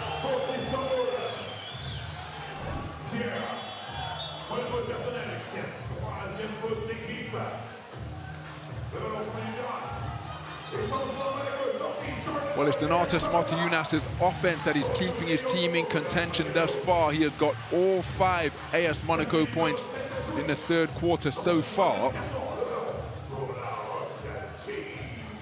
On the other side of the basketball, Fenerbahce have scored 10. That is how they have overturned a deficit that was as large as 8 after Donatas Motiejunas' corner three-pointer. So Fenerbahce trailing 43-8. Again, they have used the three ball to magnificent effect. Fenerbahce now 8 of 19 from downtown. 2 of 4 here in the third quarter from deep. Diallo pushes off, stops on a dime and gets the mid-range J to fall from about 15 feet. Deadlock broken. AS Monaco leading by 2. But 2 3-pointers from Scotty Wilbekin and Nick Calathes. While if Fenerbahce can call upon that 3-ball once again, it would see them regain the lead for the first time since the first quarter. Nigel Hayes-Davis does exactly that, drilling from downtown to put his team up by 1. And for the first time since 9-11 in the first quarter, Fenerbahce Beko Istanbul have their noses in front on the scoreboard.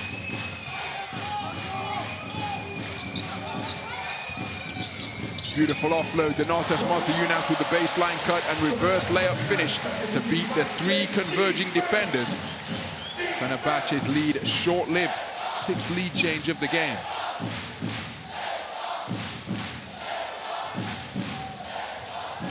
So Dechampierre out to the perimeter.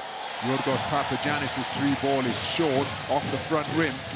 Elia Kobo pushing down to the baseline, putting the Fenerbahce transition D on their heels. Mike James catches the shooter and lands from long range. Mike James hits his first three-pointer of the game. AS Monaco open up a 4-point lead. Mike James, who's had a lean time from downtown, just 23.8% in the playoffs. Now 1 of 2 from three-point territory in this fixture. As 2 3-pointers have been netted by the home team here in this quarter. Calathes off the iron. And that is a shot, well, it couldn't have been off the iron because it's a shot clock violation. Now, I think Calathes is saying that it drew iron, and so the horn for the shot clock violation shouldn't have sounded.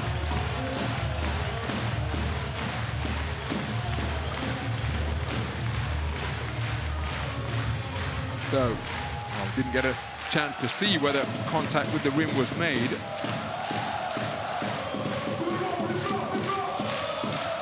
And the capacity crowd in attendance here at the Stade Gaston Médecin generating a magnificent atmosphere. AS Monaco riding that energy to lead by 4 after they succumb the lead briefly at 47-48.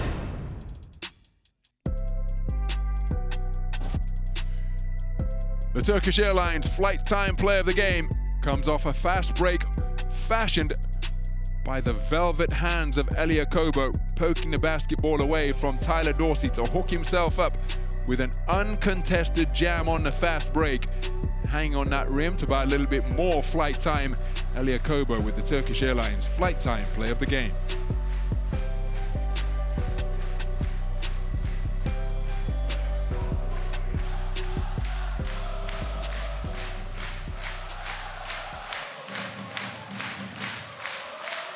So there is Laurent Ciada in attendance here at the Stade Gaston Médecin. Thumbs up for the former French international. Top scorer in the 2000 Olympic final against United States of America. I was courtside in Sydney to watch that. First Olympic Games.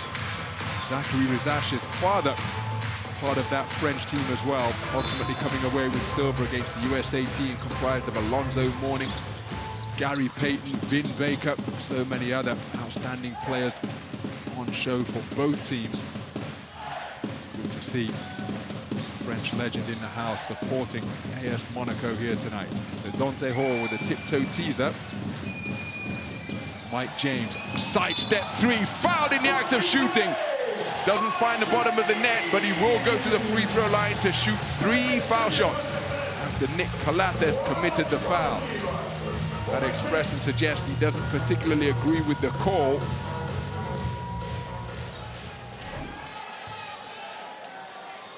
I think he's saying that Mike James is increasing his landing base.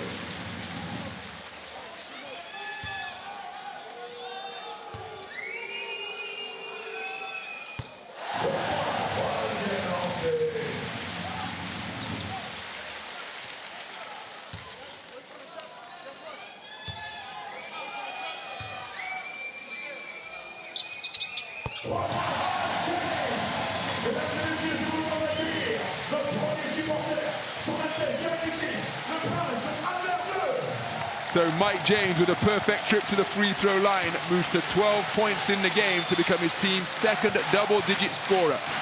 His team leading by 7. They've led by as many as 8. Fenerbahce regained the lead for a brief period of time, and now we've got royalty in the house here at the Stade Gaston Médecin. Albert taking his seat here at AS Monaco's home court as they seek another return, consecutive return to the Final Four. Goodrich.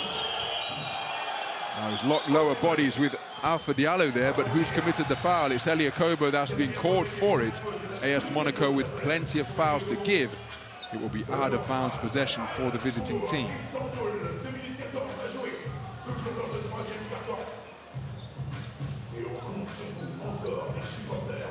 Je veux vous entendre faire vibrer cette salle du sport. On est prêt. 1, 2, 3, defense. So it's an 8-0 run for AS Monaco. Slapped against the backboard from behind by Alpha Diallo. What a magnificent defensive play. After being beaten with the dribble, not giving up on it, staying in pursuit of Nick Calathes. As Mike James sidestep 3 off the front iron, Calathes runs down the rebound on the wing. So Guduric being guarded by Eliakobo. Big screen set by Papagiannis. Catches on the roll, out to the perimeter. Tarik Baburovic for 3. And Tarik Baburovic continues to light it up here in the Principality. I thought it was a 3-pointer, but it's a long-range 2 for Tarik Baburovic, ending the run of 8 points without reply. But Tarik Baburovic seeing the basket beautifully. Both of his made field goals, 1 3-pointer and that long-range 2 have come from the perimeter. Eliakobo, step back 3, off the back iron. Nick Calathes securing the rebound. Baburovic, 2-on-2, offloads to Guduric. Guduric waiting for reinforcements.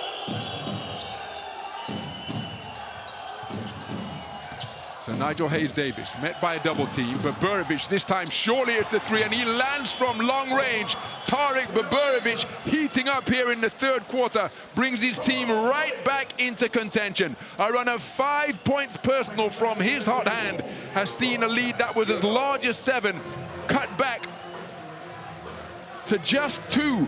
Timeout on the floor.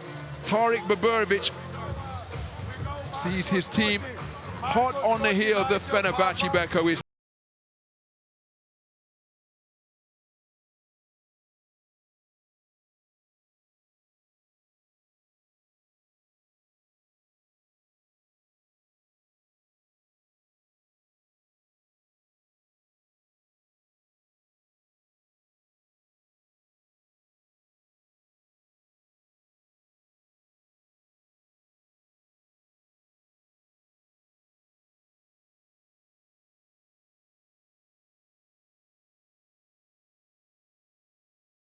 Yeah. Papa, you gotta receive after UCLA lower. Marco, you clear. Nate, you pass to Papa. Tarik screen. Hey, listen. Tarik, if you don't have it, double.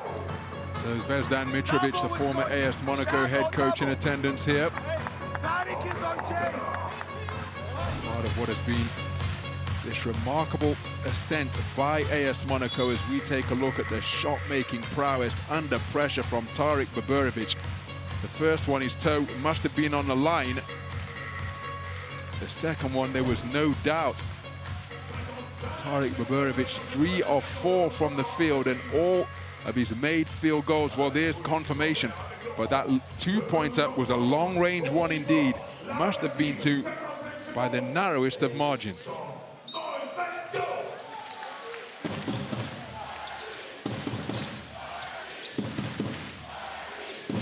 So AS Monaco used the run of 8 points without reply to go up by 7 to wrestle the lead back from Fenerbahce after they were down 47-48. But then Tarik Baburovic hit 5 points in a flash to bring his team back to within 2. Mike James probing the 3-point line, pulls up from mid-range off the front iron. Dante Hall fighting for it. Tarik Baburovic picking up the pieces at knee height.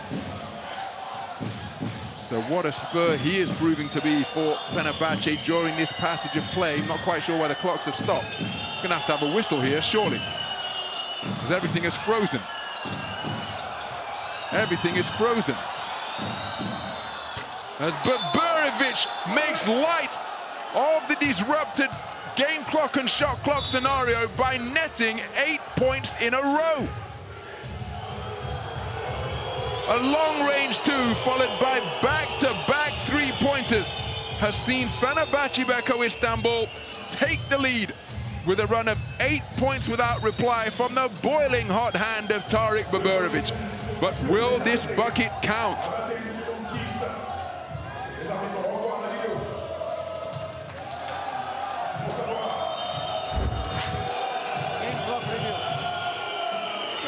Oh, this is going to be interesting. moment it stopped incorrectly, go. We need to stop exactly when it stopped incorrectly. Go.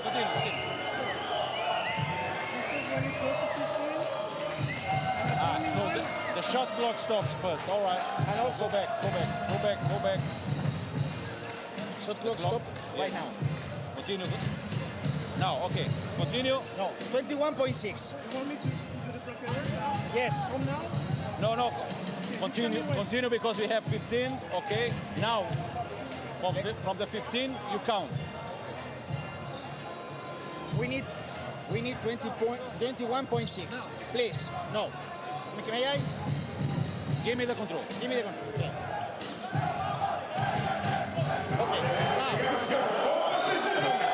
Now we need to see the clock of the system. Clock of the system. Can you count now? Measure. Okay. Now. And we will stop immediately when the basket counts. And we will see if this violation of the basket is correct. You understand? You got it?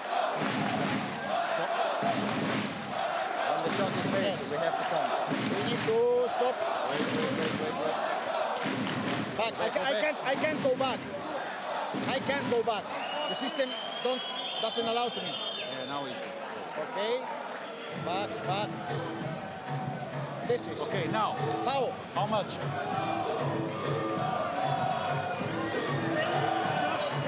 Put me here. 10.8. So basket is correct. Valid. And we need to 21.6 minus 10.8. 10.8. Show me.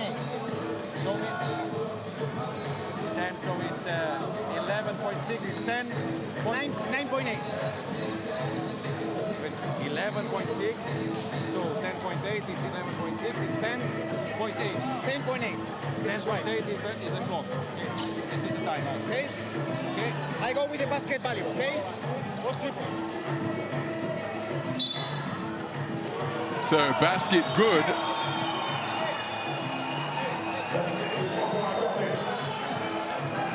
Tarek Baburovic putting Fenerbahçe Beko Istanbul on his back. 8 straight points to overturn what was a 7-point Monaco lead. 10.8 seconds remaining. The scenario which was just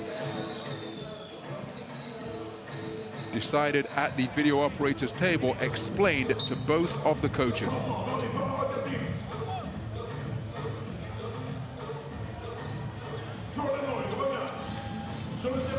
So the shot clock not a factor now for the remainder of the third quarter. AS Monaco will be looking to counter what is a run of 8 straight points. And they have been held scoreless for practically 2.5 minutes. Zakobo working the dribble. He's going to have to pull the trigger. He does so. Sidestep 3 off the back iron. And what a fight back by Fenerbahçe Beko Istanbul, holding AS Monaco scoreless for the final 2 minutes 40 of the third quarter, while Tarek Baburovic individually put 8 points on the board, courtesy of his long-range marksmanship. With 10 minutes remaining here at the Stade Gaston Médecin, it is a 1-point lead for Fenerbahçe Beko Istanbul, 55-56 the score.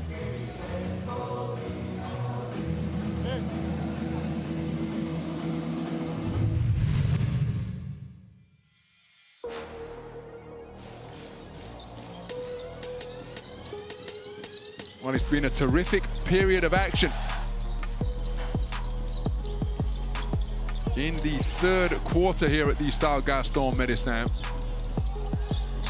Ultimately taken by Fenerbahçe Beko Istanbul by 6. Bear in mind that 8 of their 21 third quarter points coming from the hot hand of Tarek Baburovic in the final minute and a half. Mike James finally got a 3-pointer to fall. That was the last field goal scored by AS Monaco. That came with just under 4 minutes of the quarter remaining. The other scores came from the free throw line, but then Tarek Baburovic got hot, hitting 3 long-range jump shots in a row. One of them must have been a 2-pointer by the narrowest of margins. The other 2 clearly 3-pointers. And his scoring prowess from the perimeter has seen Fenerbahçe Beko Istanbul take their second lead of the quarter, giving us our 7th lead change of the game.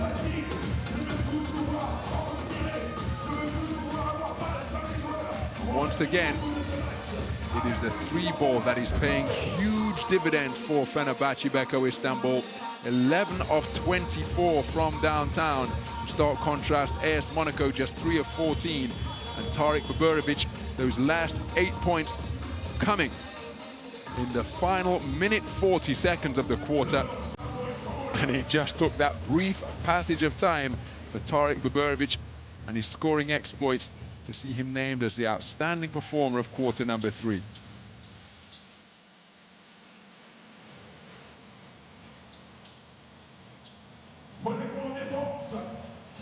Vous êtes prêts pour 10 minutes de supporters. On donne tout. Come on, let's go. Ensemble. Defense. Defense.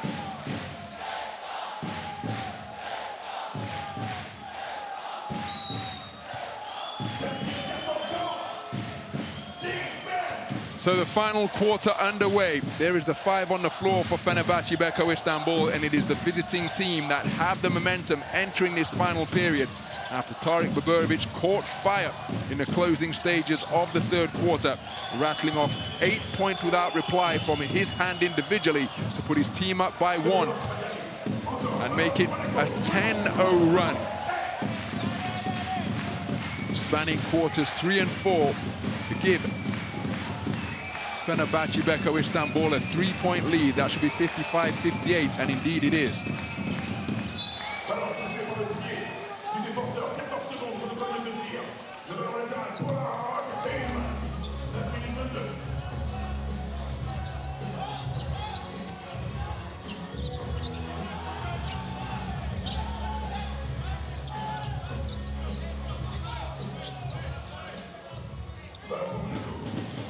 So Elia Kobo inbounding from the sideline.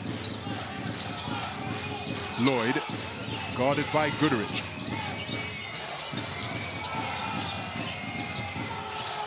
So Lloyd blows by Guduric, gets the jump shot to go from the edge of the lane and will go to the free throw line looking to add 1 more. That is outstanding recognition from Jordan Lloyd. Beaten on the blow-by after he gambled reaching for the steal. Jordan Lloyd making no mistake, having got to his spot, ending the run of 10 straight points posted by Fenerbahçe Beko Istanbul. The 3-point play will bring about parity on the scoreboard. So Jordan Lloyd completes the 3-point play to tie things up in the presence of Prince Albert of Monaco here at the Stade Gaston Médecin. And the crowd dialing up the decibel level once again as Alpha Diallo called for the foul. That's his 3rd.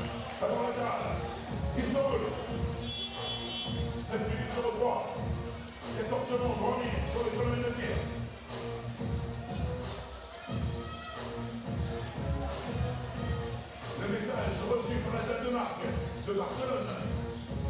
À Barcelone pour l'EuroLeague. Il y a une contrôle room énorme, plein d'écran. Et aussi des gens de l'EuroLeague qui regardent le match et qui peuvent aussi intervenir sur une décision.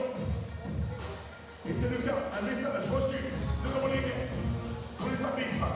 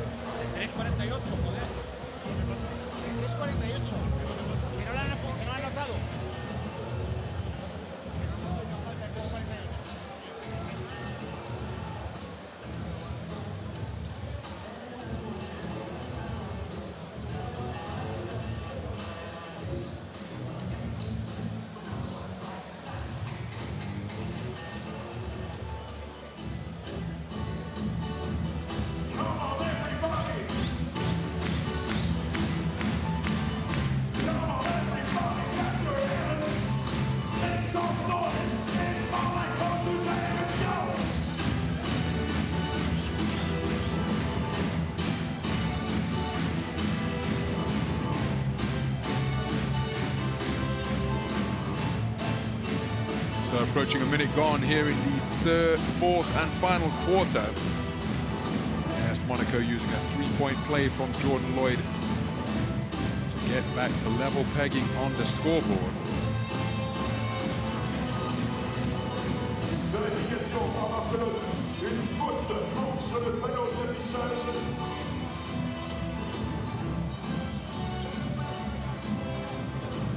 Sur le 3 et joué tout de suite.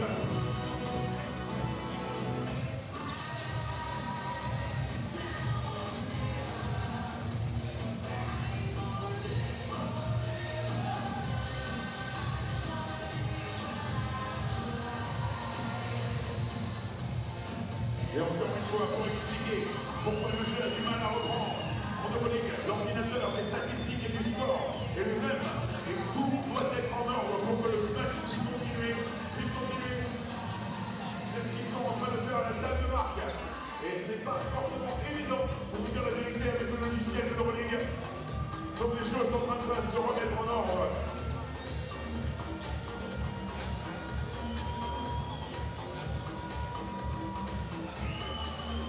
Well, that gentleman in the striped shirt and punching his phone has shown something on his phone to the officials on the floor.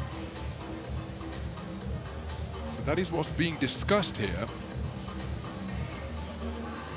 Not sure at this point what exactly the gentleman with the phone displayed to the officials.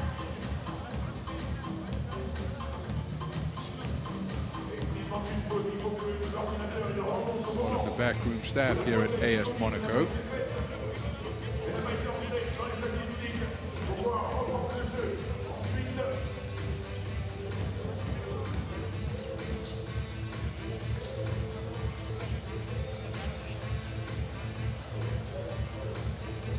Allez les supporters, 9 minutes 03, on reprend, je veux vous entendre chanter, faire la fête ici à Monaco.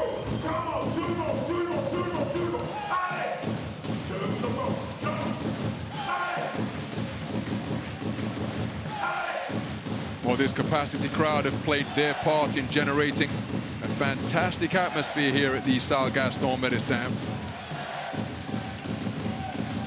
You often hear of the phrase home court advantage. Can AS Monaco capitalize and keep this perfect record of home teams in playoff game 5 alive here? Fixture still very much in the balance, approaching a minute gone in the fourth quarter.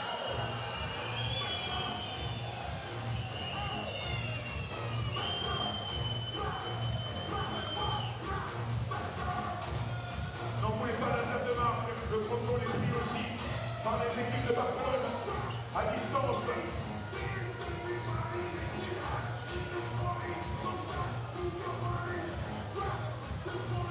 Il y a des volontaires et ses accompagnants à cela.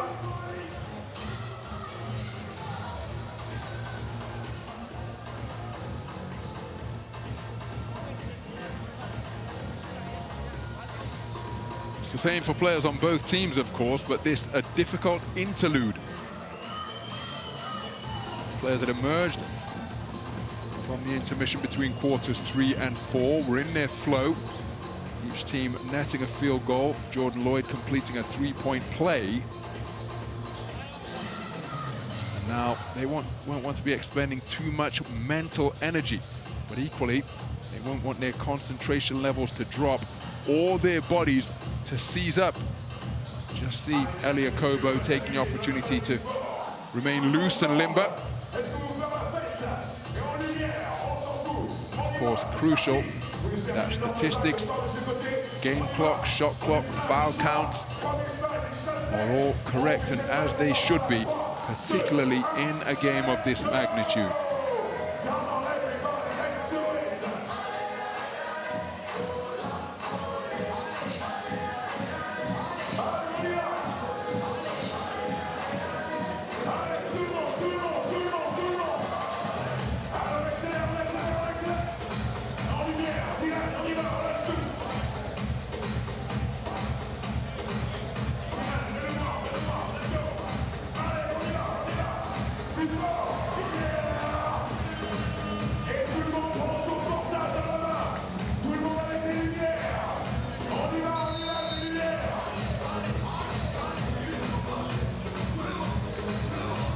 the game night producers of the AV show taking the opportunity to dim the house lights and get the fans fully engaged and completely involved.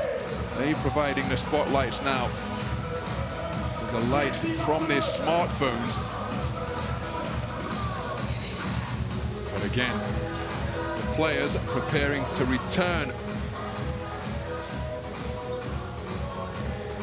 into the fray.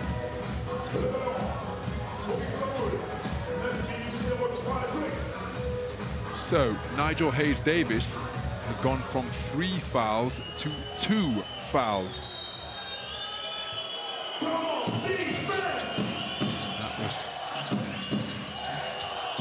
That's the conclusion of that unscheduled interlude. So the action resumes, just over a minute gone. Shot clock in the red, big 2-footed stop by Marko Guduric, doesn't get the shooter's roll, and then Yorgos Papagiannis positioning himself magnificently to snare the offensive rebound. Fouled in the act of doing so, so a new 14 and end line possession, sideline possession. I thought it was going to be from the end line for Fenerbahce.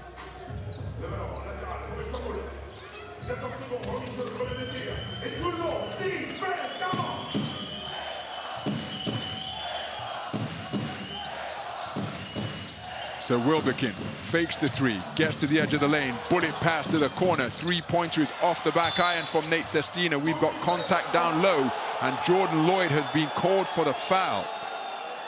He thought it was a fair box out.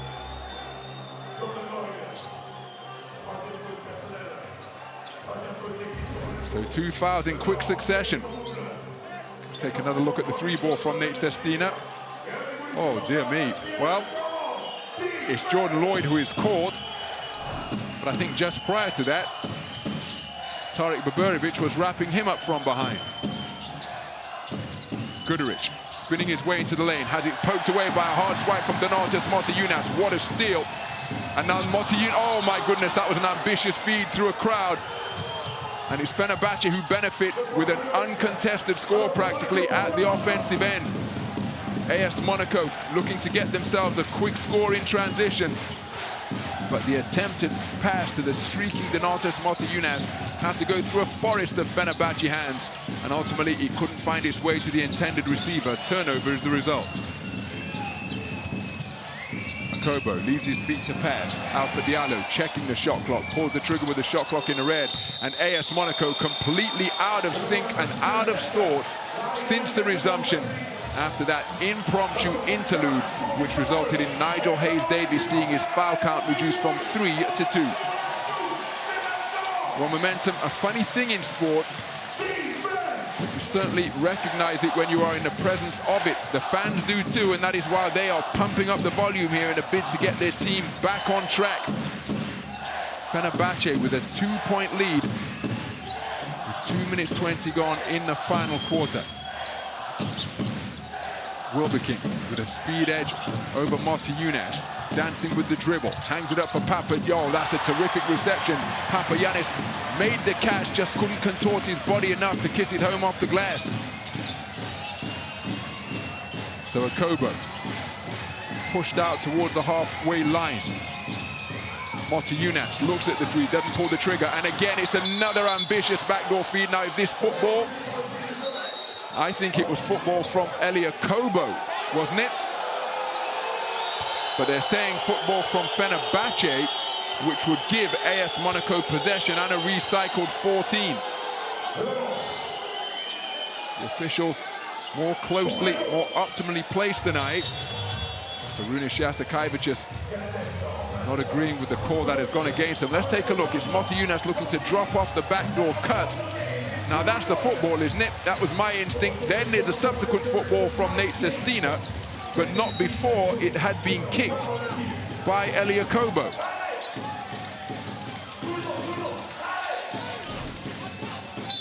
Wow, that's a big call. It sees AS Monaco retain possession, and it's Alpha Diallo who banks it home after cutting his way creatively through the lane to remain perfect from 2-point territory, 8 points in the game, and he ties things up at 60 points apiece. And the home fans here at the Stade Gaston Médecin looking to raise the roof as they seek to rally their team. They've battled back to parity. Shot clock in the red. Tarik Baburovic offloads the back. Oh my goodness! A foul committed by AS Monaco with 0.5 seconds remaining on the possession. And Nick Calathes, who's a big-time shot maker, but surely you would live with this field goal attempt, wouldn't you? Oh, wow. Donatas Motiejunas wishes he could take that one back. And he, for his part, saying that he got all ball. That is a big call. Third foul on Donatas Motiejunas. Busting a gut, playing intense defense for 23.5 seconds and more, only to commit a foul with 0.5 seconds remaining on the shot clock. Now, has this been called in the act of shooting? Or are they saying that Nick Calathes was going to offload?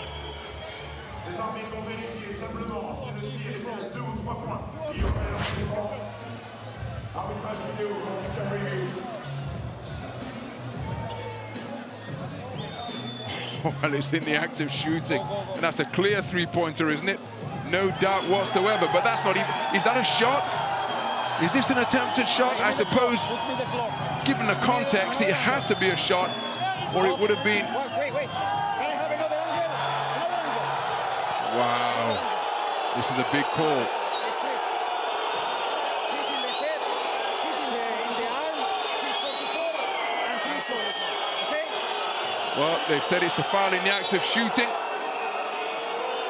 3 free throws to come for Nick Calathes. The Fenerbahce fans are absolutely delighted. The Monaco fans less than impressed.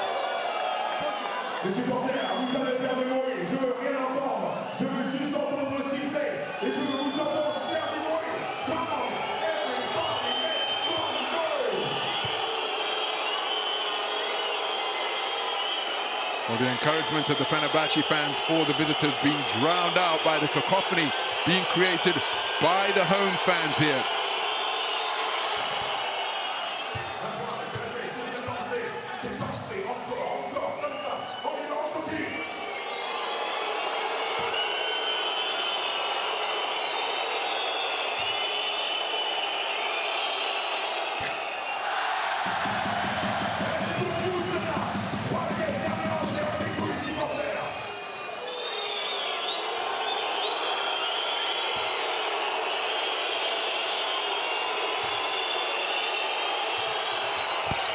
So Nick Calathes goes 2 of 3 from the free throw line, gives his team a 1-possession lead, putting them up by 2.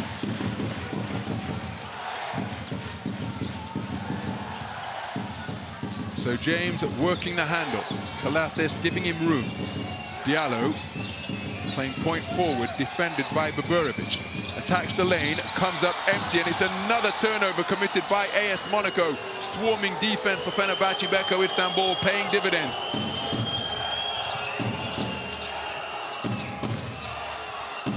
That the 4th turnover of the 4th quarter committed by AS Monaco, as Papagiannis lines up a three-pointer. It's long and off right. Ball still live off the rim. Motiejunas looked to deflect it back to the perimeter, but only put it into the hands of Scotty Wilbekin. So AS Monaco not taking care of the basketball well in this 4th quarter. As Calathes off the iron with the three-pointer. Rebound secured by the home team. So a low-scoring 4th quarter so far, being edged by Fenerbahce 5-6, as Mike James draws the foul on Nick Calathes. Calathes will be called for his 3rd.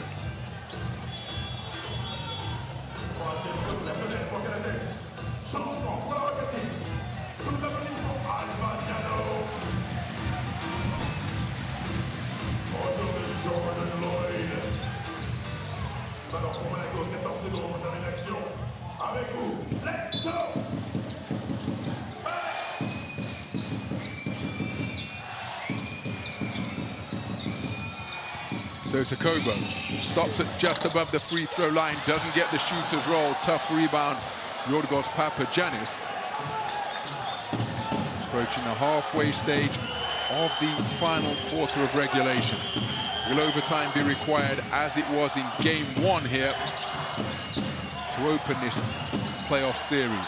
Pilates wide open and doesn't get the shooter's roll, but it's a tough battle on the boards by Boborovic, and he's going to draw a foul. AS Monaco will find themselves in the penalty before the halfway stage of this fourth quarter. It's been incredibly hard fought. You would expect nothing less, but for my money,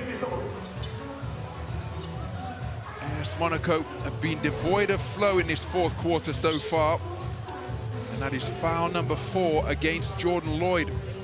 Again, the team who lead the league in terms of taking care of the basketball, committing 4 fourth quarter turnovers in the first 4 minutes of the period.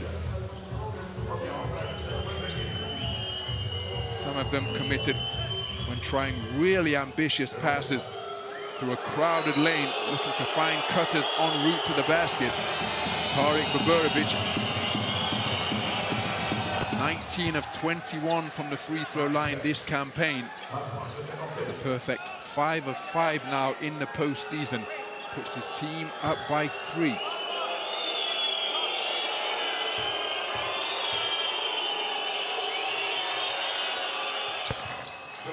So Tarik Boborovic moves to 13 points in the game.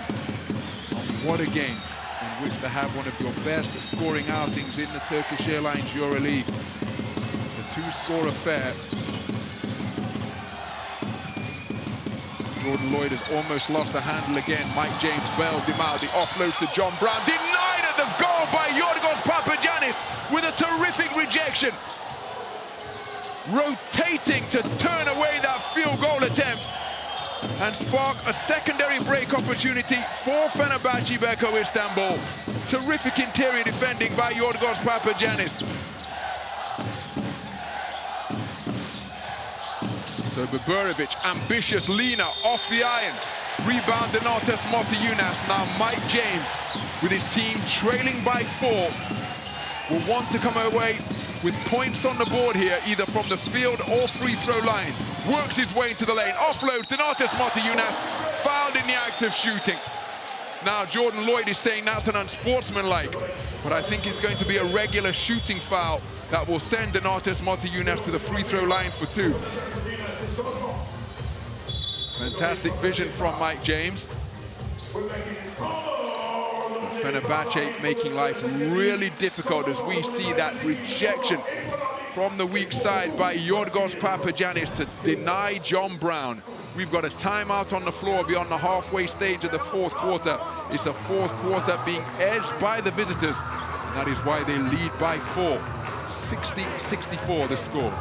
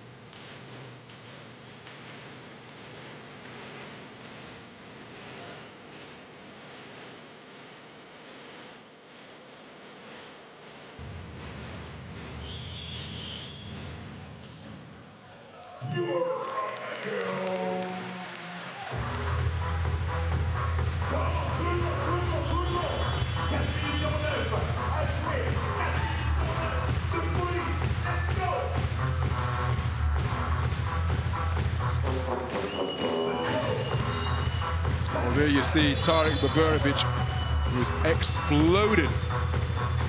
That trip to the free throw line, taking Tarik Boborovic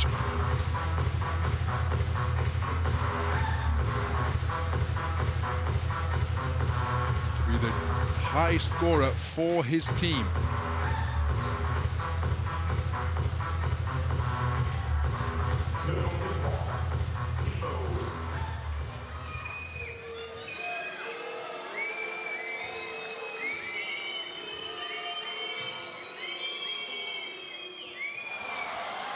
So Donatas Motiejunas off the range with the first.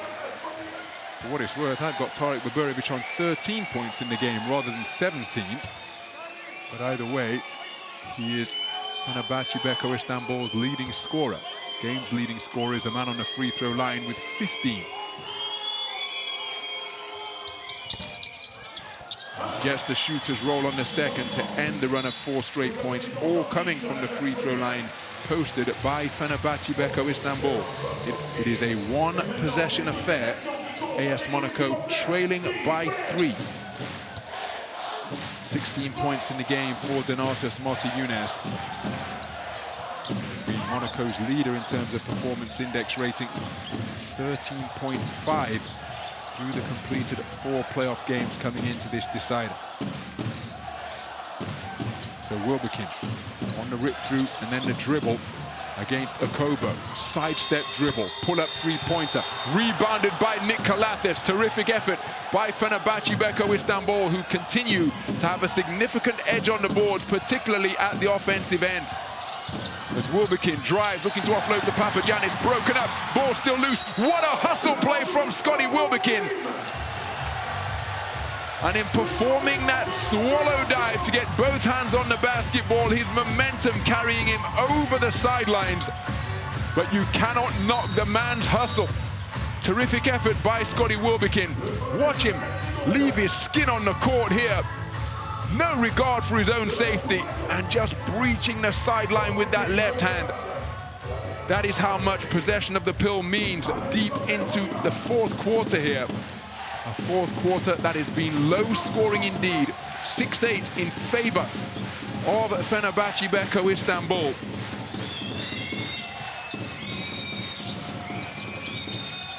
Zakobo working on Wilbekin, gets the step, initiates contact, mid-range J from the dots, came down with snow on it. Such was the peak of the parabola here at the Salle Gaston Médecin, and that brings his team back to within 1. 63-64 the score, with 3 minutes of regulation remaining. Well, I think Coach Serena Shastakevich is calling for a push-off here. I think Okobo initiated the contact, but I'm not sure there was any extension with his offhand.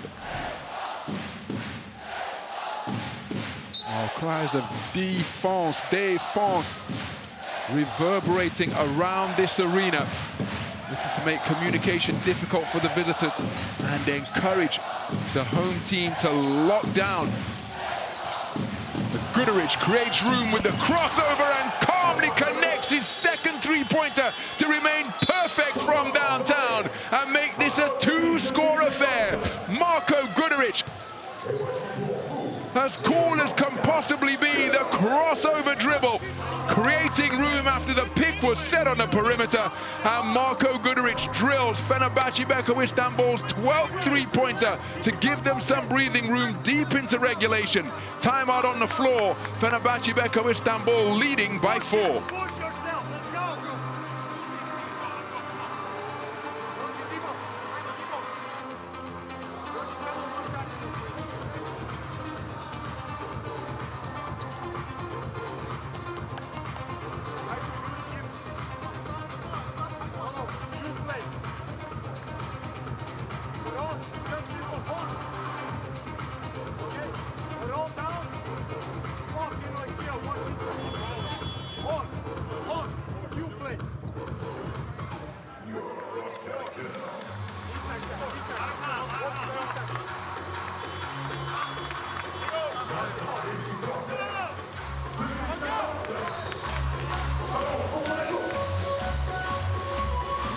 Well, Marko Guduric has stepped up big time for Fenerbahçe Beko Istanbul during the course of the postseason, posting 10.2 points, 3.2 assists, and a performance index rating of 11.5, up from his numbers of 9 points, 2.4 assists, and a PAR of 9.7 in the regular season. And remember, in playoff game 4, Marko Guduric was the game's leading scorer, with 14 points in the game, including a perfect 3 of 3 from downtown. He's hit both of his 3-point attempts tonight, none bigger than that one, to put his team up by 4 with 2 minutes and 40 seconds remaining. So Okobo being defended by Wilbekin. Diallo comes to set a screen. Kobo keeps it himself. Difficult. Jay's off by a distance. And how about that for another weak side block from Yorgos Papagiannis? Donatas Motiejunas was looking to pick up the pieces from a field goal attempt that was off by some distance from Kobo. Terrific weak side defending once again from Yorgos Papagiannis to swat his second shot of the game. Both of them coming here in the fourth quarter. So 6 seconds remaining on this inbound play. They find Donatas Motiejunas, who fakes the three and then drives on Yorgos Papagiannis. That basket will not count. The foul committed on the ground.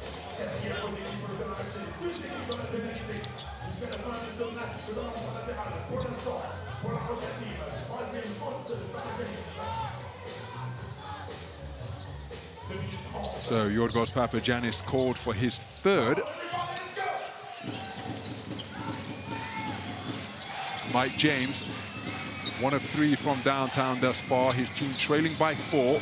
Looks at the three-pointer. Alpha Diallo lets it go from the wing. That is short and off right. Nick Calathes secures possession, wrapping up the basketball for his 6th rebound of the game.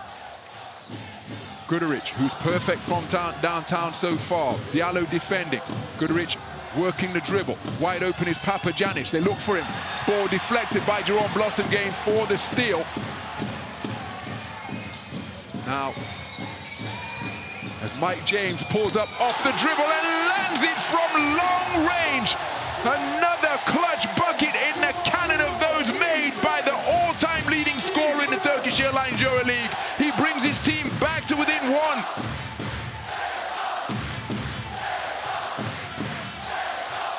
So once again, the crowd up on their feet, the bass drums being pounded, feet being stomped and hands clapped as Jerome Blossomgame gets a hand on the basketball, giving up his body to hit the deck and force a 24-second violation is Donatas Motiejunas.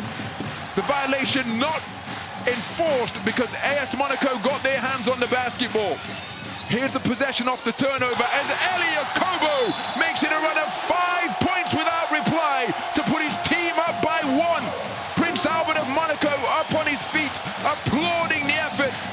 That is the basis of a brilliant fight back by the home team to edge ahead on the scoreboard. Timeout on the floor. We are in crunch time where the EuroLeague legends earn and build their reputation.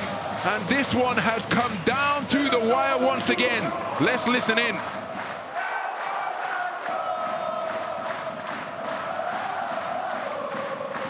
Two doubles. Nick to Marco. Marco to Scotty. Double.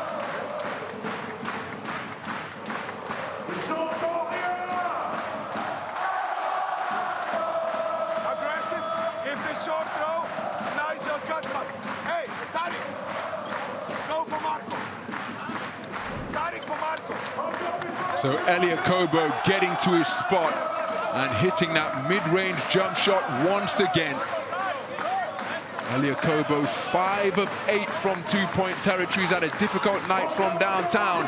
Mike James stepping up to take that three-pointer with 2 defenders practically draped all over him. But Mike James, as he has done so often throughout the course of his incredible career, taking responsibility to take the big shot that built the base, that provided the springboard for the momentum that has been fashioned by AS Monaco.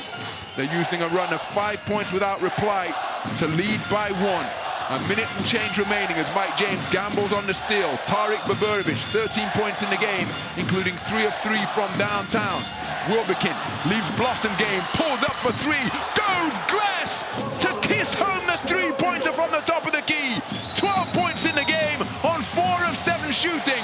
And inside the final minute, it is Fenerbahçe Beko Istanbul who lead by 2. The Kobo gets to the goal and ties things up at 70 points apiece. This is a heavyweight slugfest between 2 of the best teams in the Turkish Airlines EuroLeague.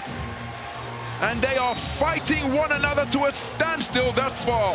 Absolutely nothing nothing between them with 45 seconds remaining.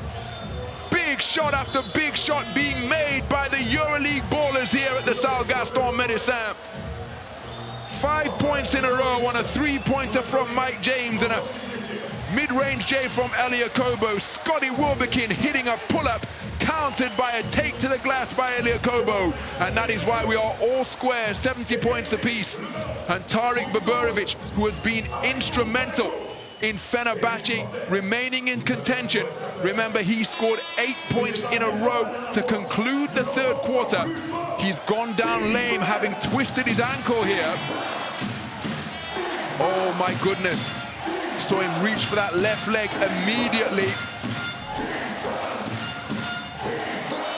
Wow, this assessment by the Fenerbahce medical team going to be absolutely crucial. So AS Monaco in the penalty.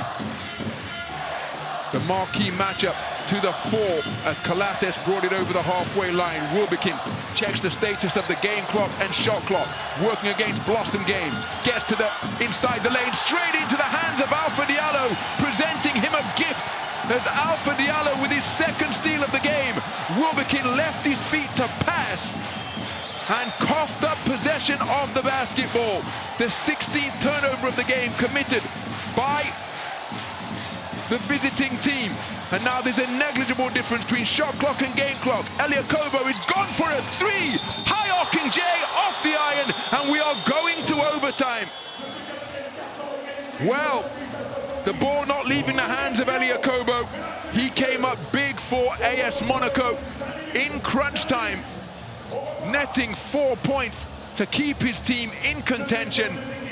But having got the ball with that much time remaining in regulation, would a take to the rack or a mid-range J have been more advised? He went for the step-back three. He couldn't find the range. And so just as was the case in game one, we are going to an extra period. What a fourth quarter here at the Salle Gaston Médecin. A fourth quarter where Fenerbahce came in leading by 1. They turned it into a run of 10 straight points by netting the first score of the fourth quarter, a 10-0 run spanning quarters 3 and 4. They then used a 4-0 run to go up by 4 before Monaco responded on a three-pointer from Mike James and a mid-range J from Elia Kobo in the lane, put them up by 1 at 68-67, but then Scotty Wilbekin hit a three-pointer to put his team up by 2 at 68-70 before Elia Kobo answered to tie things up at 70 points apiece. My goodness. All of the game winners on either side have showed out in this fourth quarter here tonight. It's a pity that there has to be a loser, but that is the nature of the game of basketball. There will be a winner and there will be a loser, no time permitted. But big shot after big shot made in crunch time by the stars of both teams. So we've got Jordan Lloyd on 4 fouls as we take a look at the numbers. That turnover number 16 committed by Wilbekin after he left his feet to pass. Well, AS Monaco not able to capitalize. The ball remaining in the hands of Elia Kobo, who was so strong to keep his team in contention in the closing stages of the fourth quarter, but the step back three was off the mark, and that is why we are going to overtime. Remember, when we went to overtime in game one, it was Fenerbahce Beko Istanbul who dominated proceedings to ultimately prevail 91-95. They entered that extra period after the fourth quarter was deadlocked at 81 points apiece. This one a lower scoring affair. And the opening tip of the overtime period controlled by Fenerbahce Beko, by AS Monaco. So a Kobo. Hesitation dribble, spinning, offloads to John Brown. Brown gives it back. Motiejunas opening the corner. Mid-range J from John Brown is off the front iron. Rebound. AS Monaco. Pull-up three-pointer. Mike James makes it another big three-point bucket in crunch time. And after being quiet for the majority of this playoff series, Mike James coming to the fore here. Both in the closing stages of the fourth and the start of the extra period. His team lead by 3. Mike James, now 3 of 5 from downtown, is bullying his way to the defensive halo. Is Georgios Papagiannis. Foul committed by Donatas Motiejunas.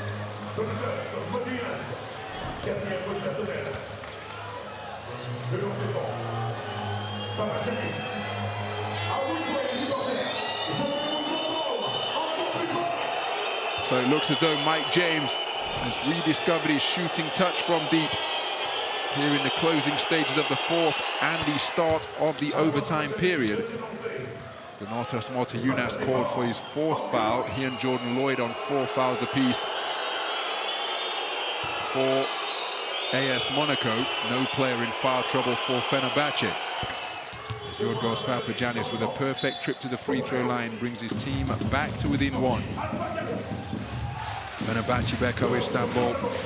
Well, you see the disparity in terms of free throws attempted. Both teams shooting solidly from 15 feet away.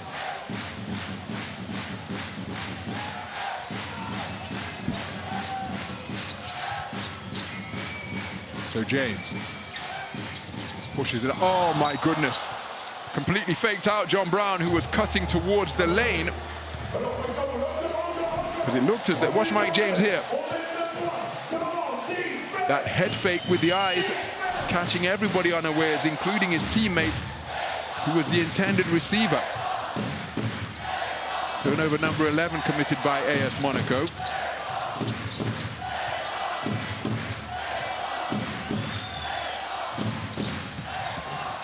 So Colaces defended by James. James defending, step through move from Colaces, rims out into the hands of Mike James. So Mike James, it looks as though he's taken over the point guard responsibilities from Elia Kobo. Drives on Nigel Hayes-Davis, offloads to the corner. Donatas Motiejunas now looking to back down Papagiannis into the lane. Beautiful stop, and he's blown the layup off the spin move. Part of his repertoire that serves him so well. Terrific footwork down low from Donatas Motiejunas, completely selling that fake to Georgios Papagiannis, but couldn't find the finish. And after his fantastic footwork down low.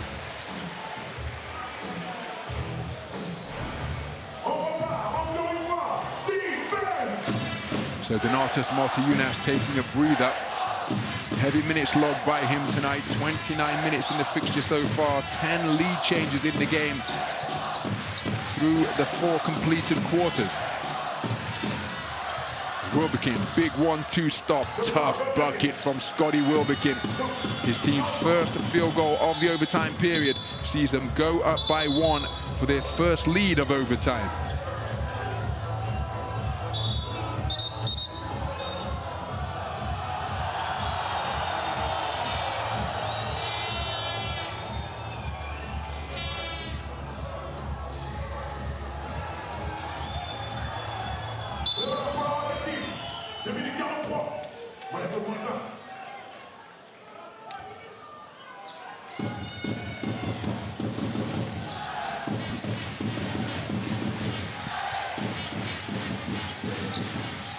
So Elia Kobo handling from the point, working the dribble against Georgios Papagiannis, blows by him. And we've got a foul committed, and I think that's Georgios Papagiannis going to be called for it. That's his 4th.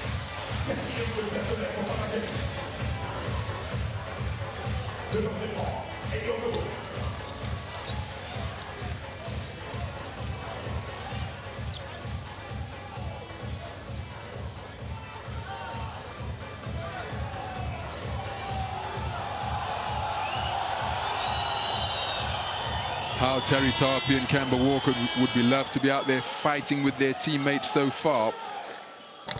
Elia Kobo to the free throw line. ties things up at 74 points apiece.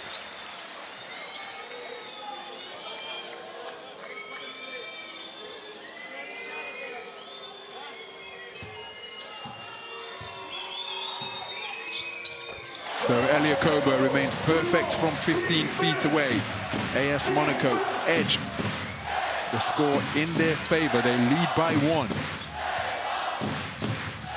So Nigel Hayes-Davis has been quiet tonight in terms of putting the ball in the basket. 7 points. He has dished 4 assists and grabbed 2 rebounds.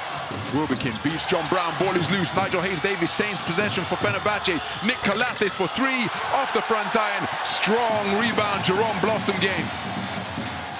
2 minutes of the overtime period remaining.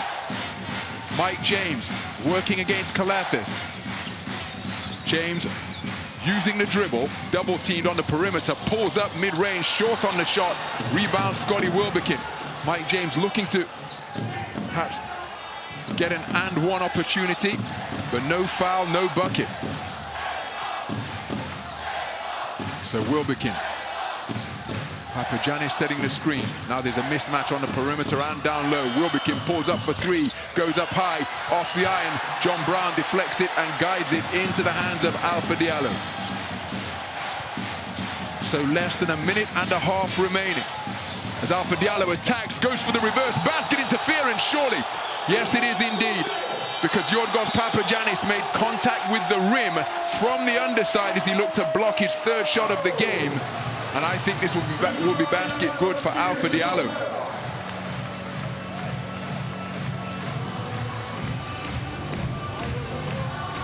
So Alpha Diallo recognizing the mismatch. And there's contact with the underside of the iron by Yorgos Papagiannis. Basket interference, basket count.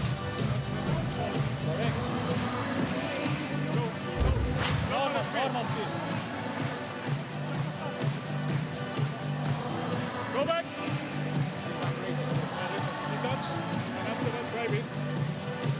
Go back and go slowly now. Stay back. That's a window.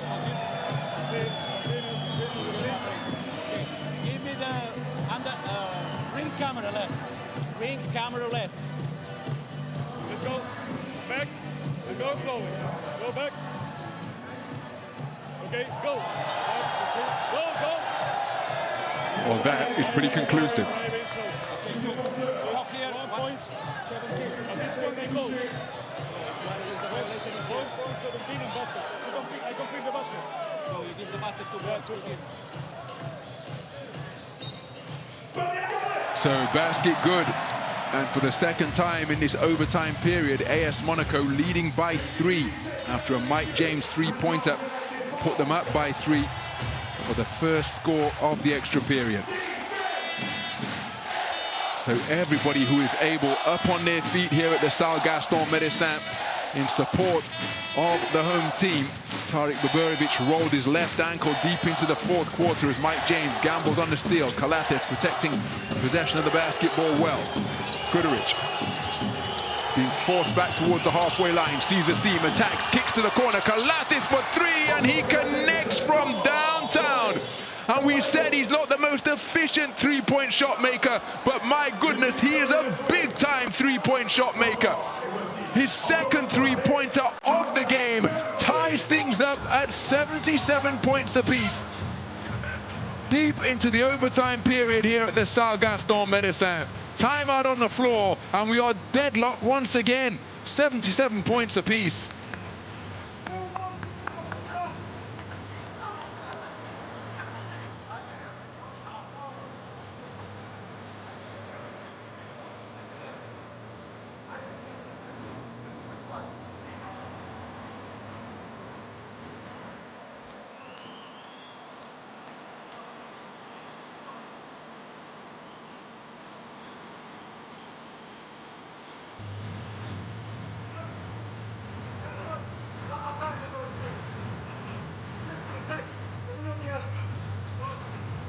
Guys, on the phone, for inside.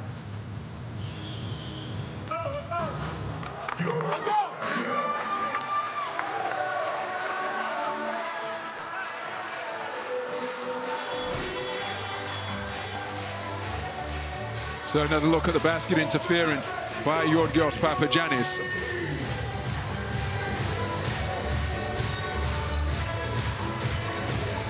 And how about this from Nick Kalathis? A night where he hasn't shot the basketball well from three-point territory, still no hesitation in stepping up and taking the opportunity that presented itself after that penetration into the paint by Marko Guduric.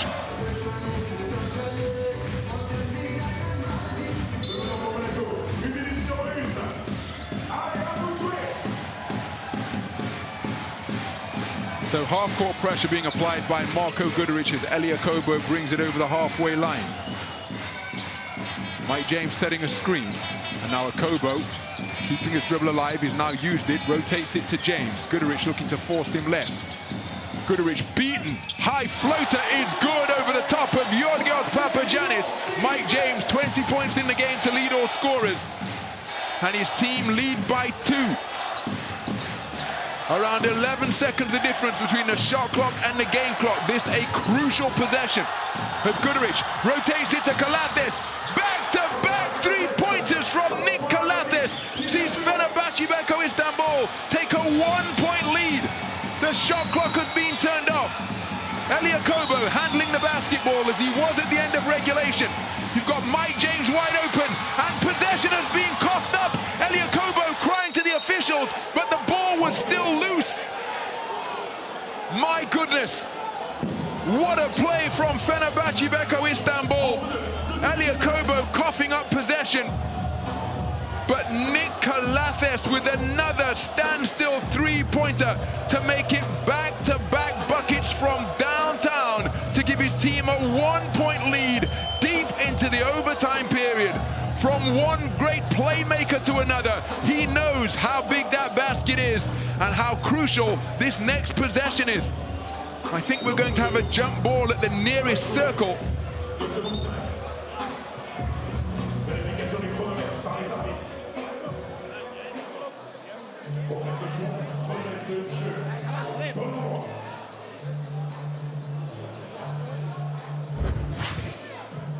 Okay. Go. That's it. 25%. 25%.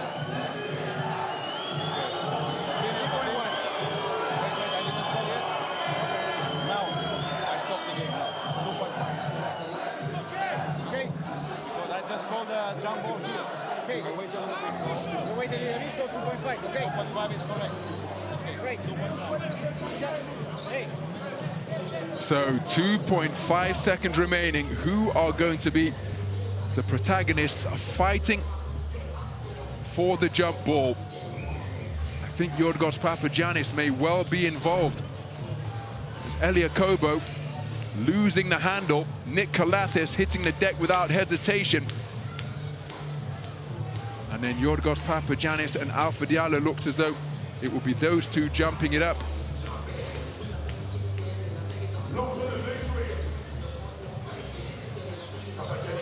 And that, what a picture.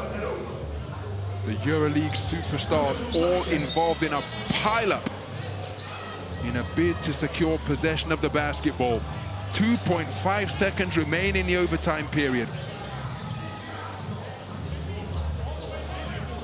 Control of this tip is going to be absolutely crucial. It's advantage Fenerbahçe Beko Istanbul, and they have one of the best, most athletic big men in the EuroLeague contesting this jump ball against Alpha Diallo.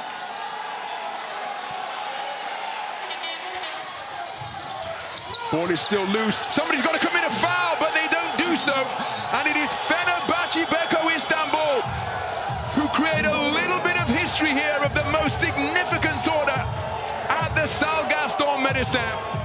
Because for the first time in the playoff era of the Turkish Airlines EuroLeague, a road team has come away with a Game 5 victory. And it means that Fenerbahçe Beko Istanbul have punched their ticket to progress through to the Final Four in Berlin later this month.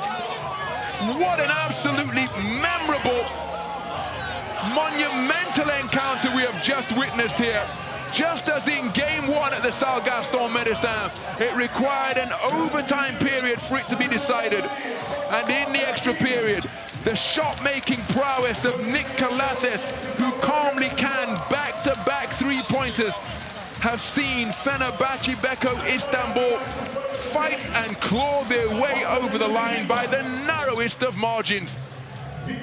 It's where basketball can be an incredibly cruel game, because after 4 quarters of play, there was nothing between the two sides, and that perhaps would have been a fair result. But in the extra period, the calmness and the composure of Nick Calathes, crucial components in securing Fenerbahçe a famous 1-point victory.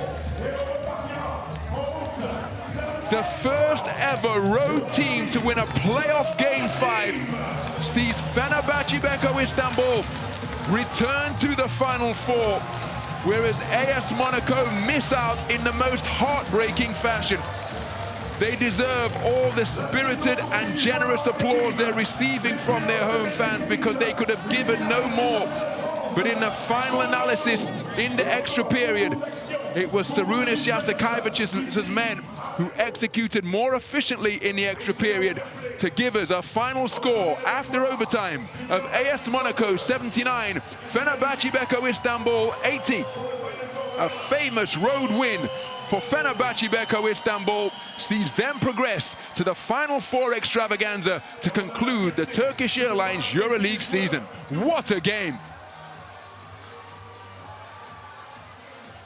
Well, the former teammates at Panathinaikos, nothing but respect between those two. And my goodness, didn't they both feature prominently, particularly in the closing stages of crunch time and the overtime period. They fought one another to an absolute standstill. But the shot-making prowess of Nick Calathes, a key component in the jubilant scenes that we are witnessing here now.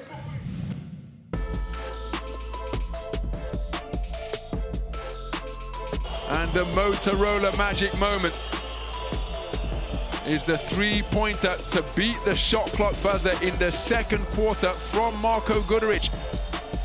Given a hot potato of a pass from Nick Calathes with the shot clock deep in the red, but Nick Calathes offloading to the tune of one of his 4 assists, none more valuable than Marko Guduric rescuing a potential 24-second shot clock violation with that buzzer beater. Marko Guduric calmly canning one of his 2 3-pointers on a night where he was perfect from downtown for the second consecutive game. And the 16 turnovers committed by Fenerbahçe Beko Istanbul not biting them in the rear. They secured the battle of the boards, 9 steals apiece, 1 block apiece, but the 3-point shooting, 15 made threes at a 43% clip, is absolutely outstanding on a night when AS Monaco had their difficulties from downtown. They came up with some big 3-pointers in the overtime period, but to the victors, the spoils. And that is why Coach Šarūnas Jasikevičius is all smiles, because he is heading back to the Final Four.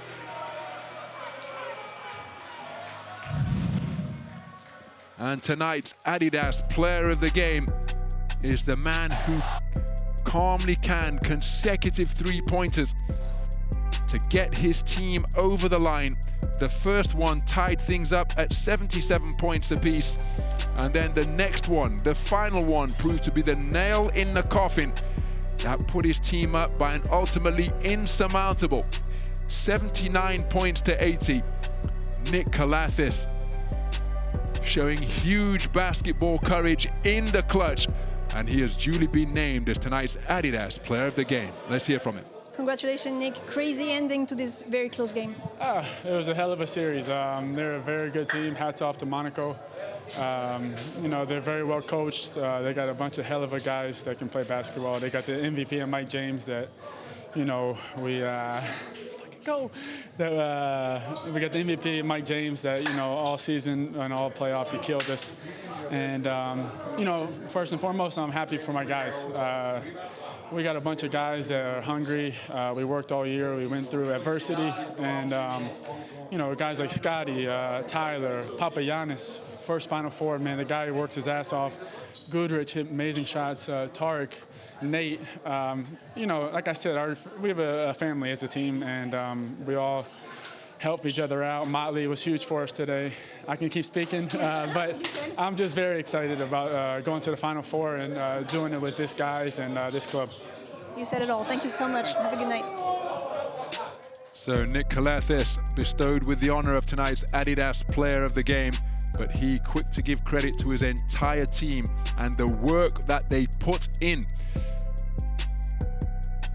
But again, in the moments that required the courage to step up and take responsibility, Nick Calathes doing that. Those big buckets. He was 1 of 8 from downtown before making 2 3-pointers, which were the final 2 scores of the game for Fenerbahçe Beko Istanbul, and the final one proving decisive when his team were down by 1 in the closing seconds of the first overtime period. Let's hear from his head coach. Here's Saruna Shazakaivic. Congratulations, coach. They just give you silence. How do you feel? I feel amazing. What do you feel? I want to say hello to my family, all right? Ayla, Luke, babe. Next step, road to Berlin. Oh, next step is how to land this plane in Istanbul.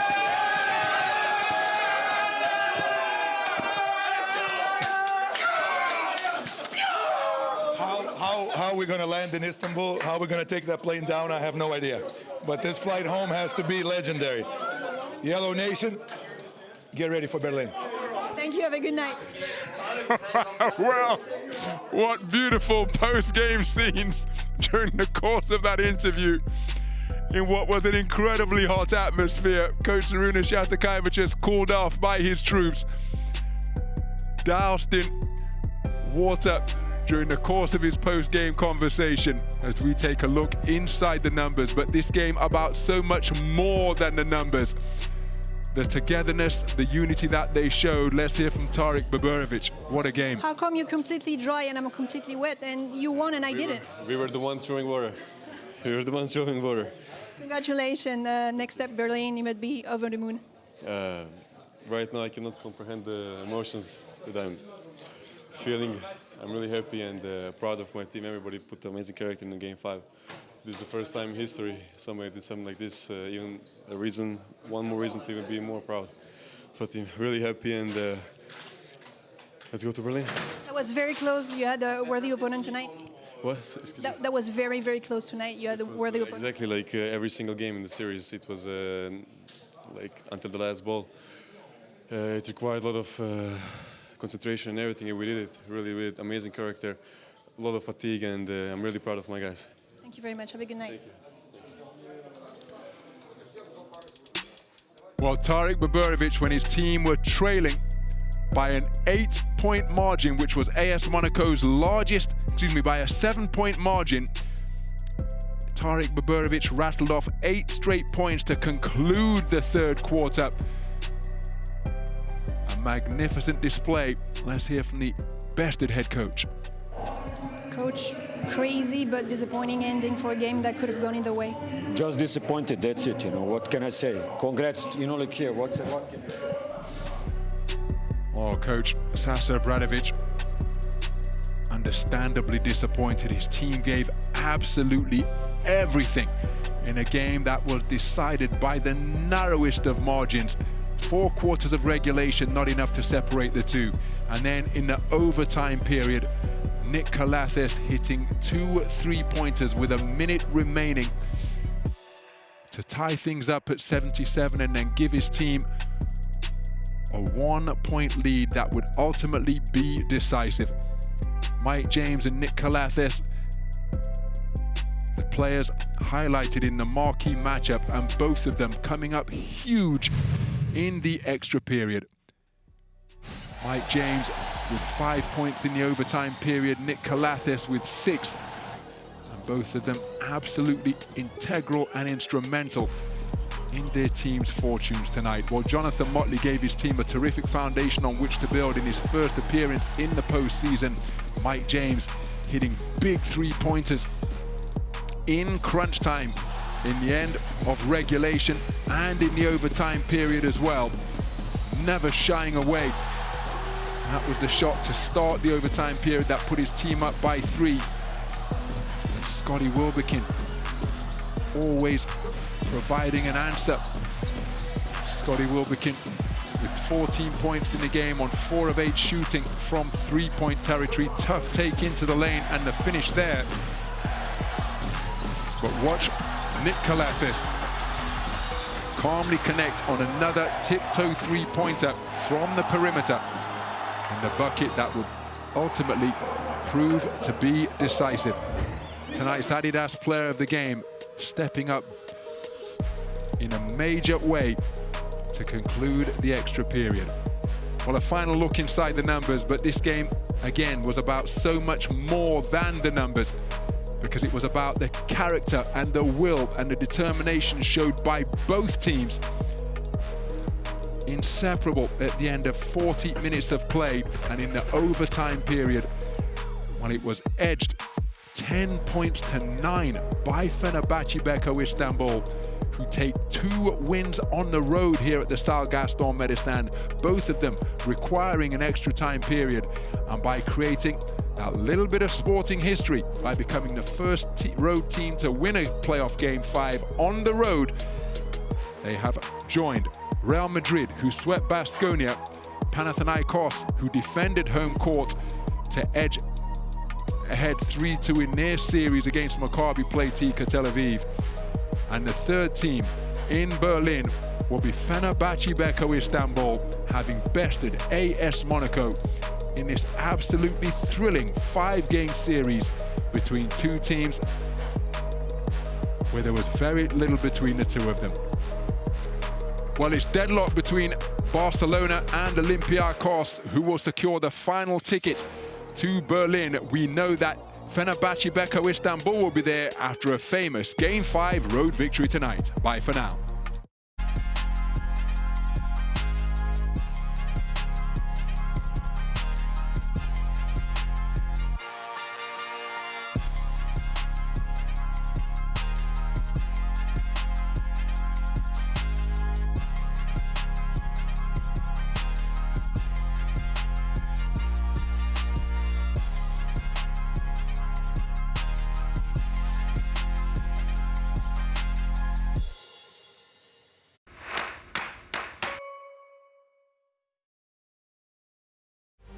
Turkish Airlines EuroLeague in association with